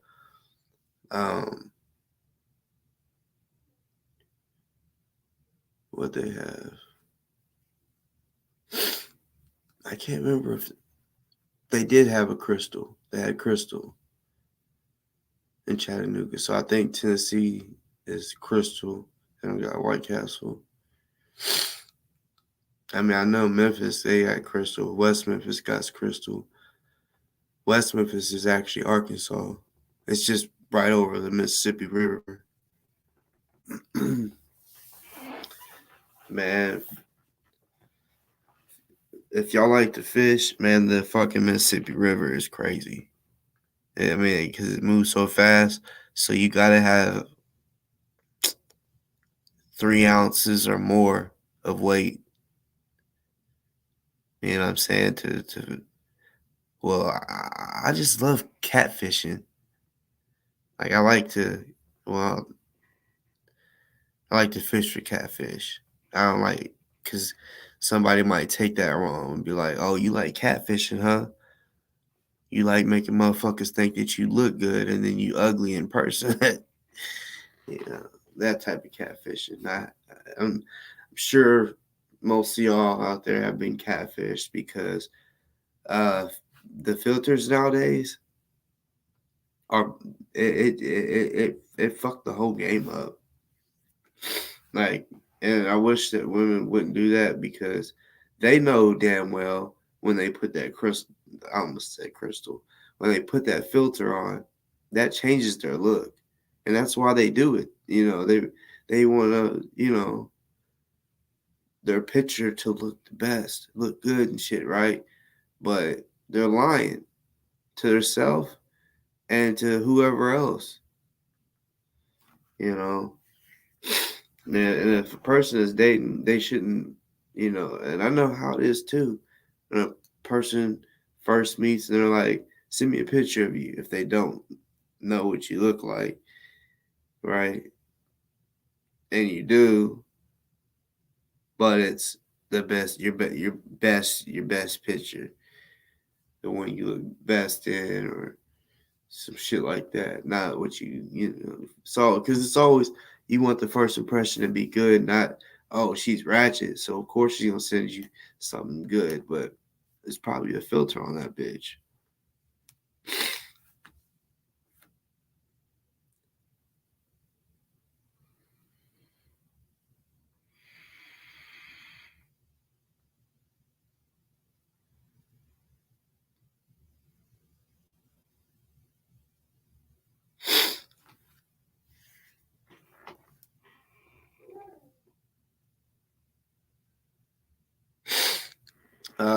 Shit, no, which is catfish. I already know catfish are bottom feeders anyway, and they say that it's bad, kind of like pigs or whatever. But see, I like I mean, man, I've had to do this in kindergarten. I was in Boy Scouts.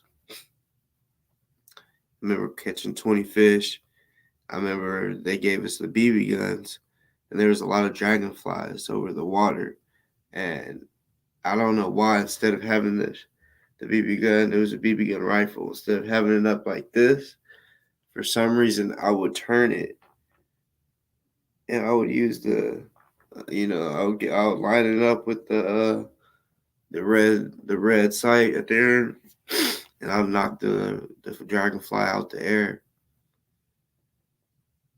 It was pretty good at different shit at that age, but I've literally tried shooting a fucking dragonfly out of this fucking air. You know how dragonflies kind of just float sometimes. They'll move around, but sometimes they just like hover. Like my high school, before they got turf, they what they would do is they would get a big truck and they would dump out dookie, nigga, like real poop. Honestly, it looked like dog turds. It wasn't like cow patties or nothing, but they would dump this dookie all over the grass because dookie is a good fertilizer. But they did it during track season, so we're running around the track and it's just smelling like dookie. And I felt, yeah, because the football team, they had to go out there and kind of just throw passes, catch passes. But yeah, there's so many fucking dragonflies over that, just hovering over that dookie. All right, y'all. I said like 31 minutes ago. No, it's about 35 minutes ago that I was gonna get off here. I remember it was 2:56. Remember it was 2 hours and 45 minutes that I was on here.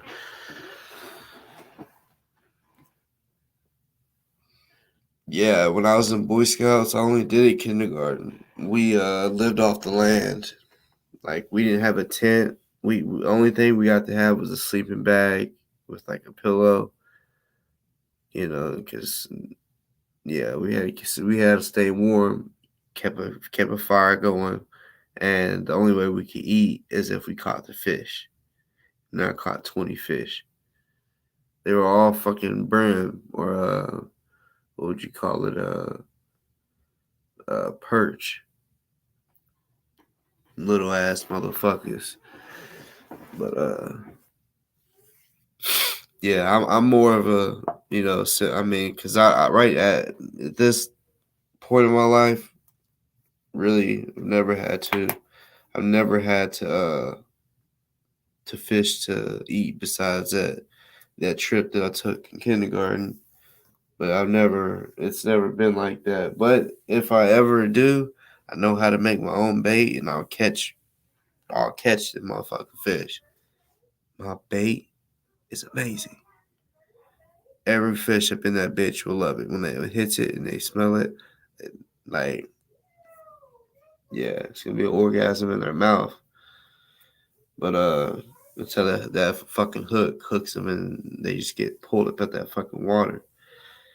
But I'm more of sport. Take them back, throw them back. I love when I catch a big fat one. It's just like, ooh, I can't stand. You know how, for the real fishers out there, you kiss it, whatever. I can't stand when you kiss it, and then bitches want to flap right when you kiss it. Fucking bitches. But I'm out of here, y'all. Today is my son's birthday officially. My son is 3 years old, y'all. He's 3. He gets to be a fighter now. You know, we was talking about martial arts and shit. My son officially gets to join us in ATA, nigga. What? My son a motherfucking fighter like his daddy. Woo! Yeah. And I bet be talking about fishing. I bet what's his name? Fucking Taharka gonna crop that out and be like, see, he's a country boy. He likes fishing. But yeah, that's the southern shit. I mean, hey, you'd be surprised. Like somebody might say that ain't for fishing ain't for black people. You'd be surprised. In the South? In the South? What?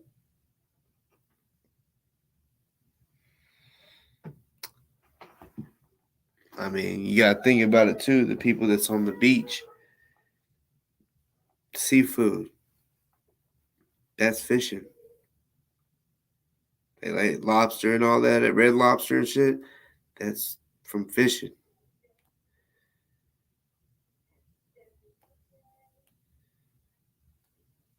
I mean, it's a regular thing. Like, I mean, I don't look at it as like, I mean, put it this way: everybody fishes. Hispanics, whites, blacks, Puerto Rican, we all fishing in the South. For real. For real. And see, I ain't gonna lie, like the bait that I got, I learned that shit from a white woman. I was fishing with this shit that was already made up that I bought from Walmart because sometimes I'll get worms. But I was like, yeah, I just like catching catfish. You know, they give a good fight, especially if they're big. And this woman was, I mean, I've never seen nothing like it still to this day. I told her, I said, it was an older lady too. I said, you're a fucking pro. I said, I've never seen nobody do this. I said, I know some real good fishers too, or fishermen. And she was like, I'm not that good. She's like, you should see my husband and my son. And I'm like, if you're saying that you're not, but that they're better than you, that's even more crazy. That would mean that they, like, I would literally, bro, she would cast it. As soon as that bitch hit the water, I got one. I was like, nuh-uh. After the 10th one, she's like, yeah, look. I'm like, oh, and I'll see the motherfucker flap out the water. I'm like, what the fuck? How the fuck? So, yeah. My daughter, she actually allowed my daughter to reel her first fish in. Because I was going to let my daughter do that. As soon as I hook one, I was going to reel it in, you know, to where I know it's good. And be like, all right, reel it in. But nah, she fucking had so many damn fish already caught. She said, here, come here. And she basically told her what to do. She reeled it in. So, yeah. That was a pretty cool day. But, yeah, she taught me how to make my own bait, you know, and honestly, I can't believe I didn't think of this. The way the bait that she makes that she taught me. If you make your own bait at home, just make it stinky. And see, I'll give you game. You know, people that get bread. If y'all don't eat a whole lot of bread, sometimes y'all's bread might go old or shit. You can just go buy you the cheapest bread in the store just to make you it. You crumble it up, right? You take some red chum from Walmart. It looks like sand. You don't pour a whole lot. It's gonna be a more bread than chum. But you get some gloves because eventually, trust me, after a while it's gonna stink. And you just mix it. You know, you grind that like you basically want to make it like a dough. you're putting that chum, mixing the chum with the bread, just a little water. You want to put just a little bit as you go. Kind of like when you're making like a cookie dough. You don't want to put a whole bunch of like butter or whatever in there because you'll fuck it up. They'll be all slimy, but now you want it to be thick. Then take garlic powder or garlic salt, a whole little 98-cent thing, dump it in there, right? Old cheese, like shredded cheese, throw it in there. I've even used some minced garlic. Really something. Garlic is what sets it off. Plus the chum. Yeah, like I won't touch. I don't like touch a fish with my bare hand because they're slimy. They're slippery because they literally live in wetness, so they get this slime on them type shit, you know. And they're when you get them in your bare hand, it's easy for them to slip out. And if they slip out and their fucking fins go up, it'll poke the fuck out you and make you bleed. But it stings like a motherfucker. But yeah, that red chum that you mix together, that red chum is literally made for fish attraction. So say if you're on a boat and you're like, all right, I'm gonna just dump some of this shit out and it's just gonna attract fish.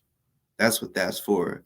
But no, I put that in with it's just a win-win. It's a fish attracted. Plus you got that nasty smelling ass garlic smelling like hot. Like, I mean, what I'll do is I'll make it up, right? And it looks like a ball of ground beef at the end. Well, or clay, but the color of ground beef. And put it in a Walmart bag. And I basically form the Walmart bag around to make a ball. You know what I'm saying? Kind of tighten it up. Put it in my, in my box. And I put it in the trunk. In the summer, especially, put that shit in the hot ass trunk. That's just gonna make it, somewhat mold, I guess you could say, but it ain't. It's just gonna make it stinkier when it's in the trunk, and that's what you want. You want it to be as stinky as possible, and I'm telling you, every fish is just gonna want to fuck it. Like, telling you, like that shit. They ain't just taking a bite. It just smells so good to them. They just literally, like, I'm like, damn, I hate when fish swallow the hook. Because when that happens, like, you're about to have to rip their whole throat inside. Like, if it just hooks their lip, that's just like an earring or something. Like, you can take it out and throw them back and they'll live. But if they swallow that shit, you gotta pull it out. Yeah, that shit could cut all types of inside shit.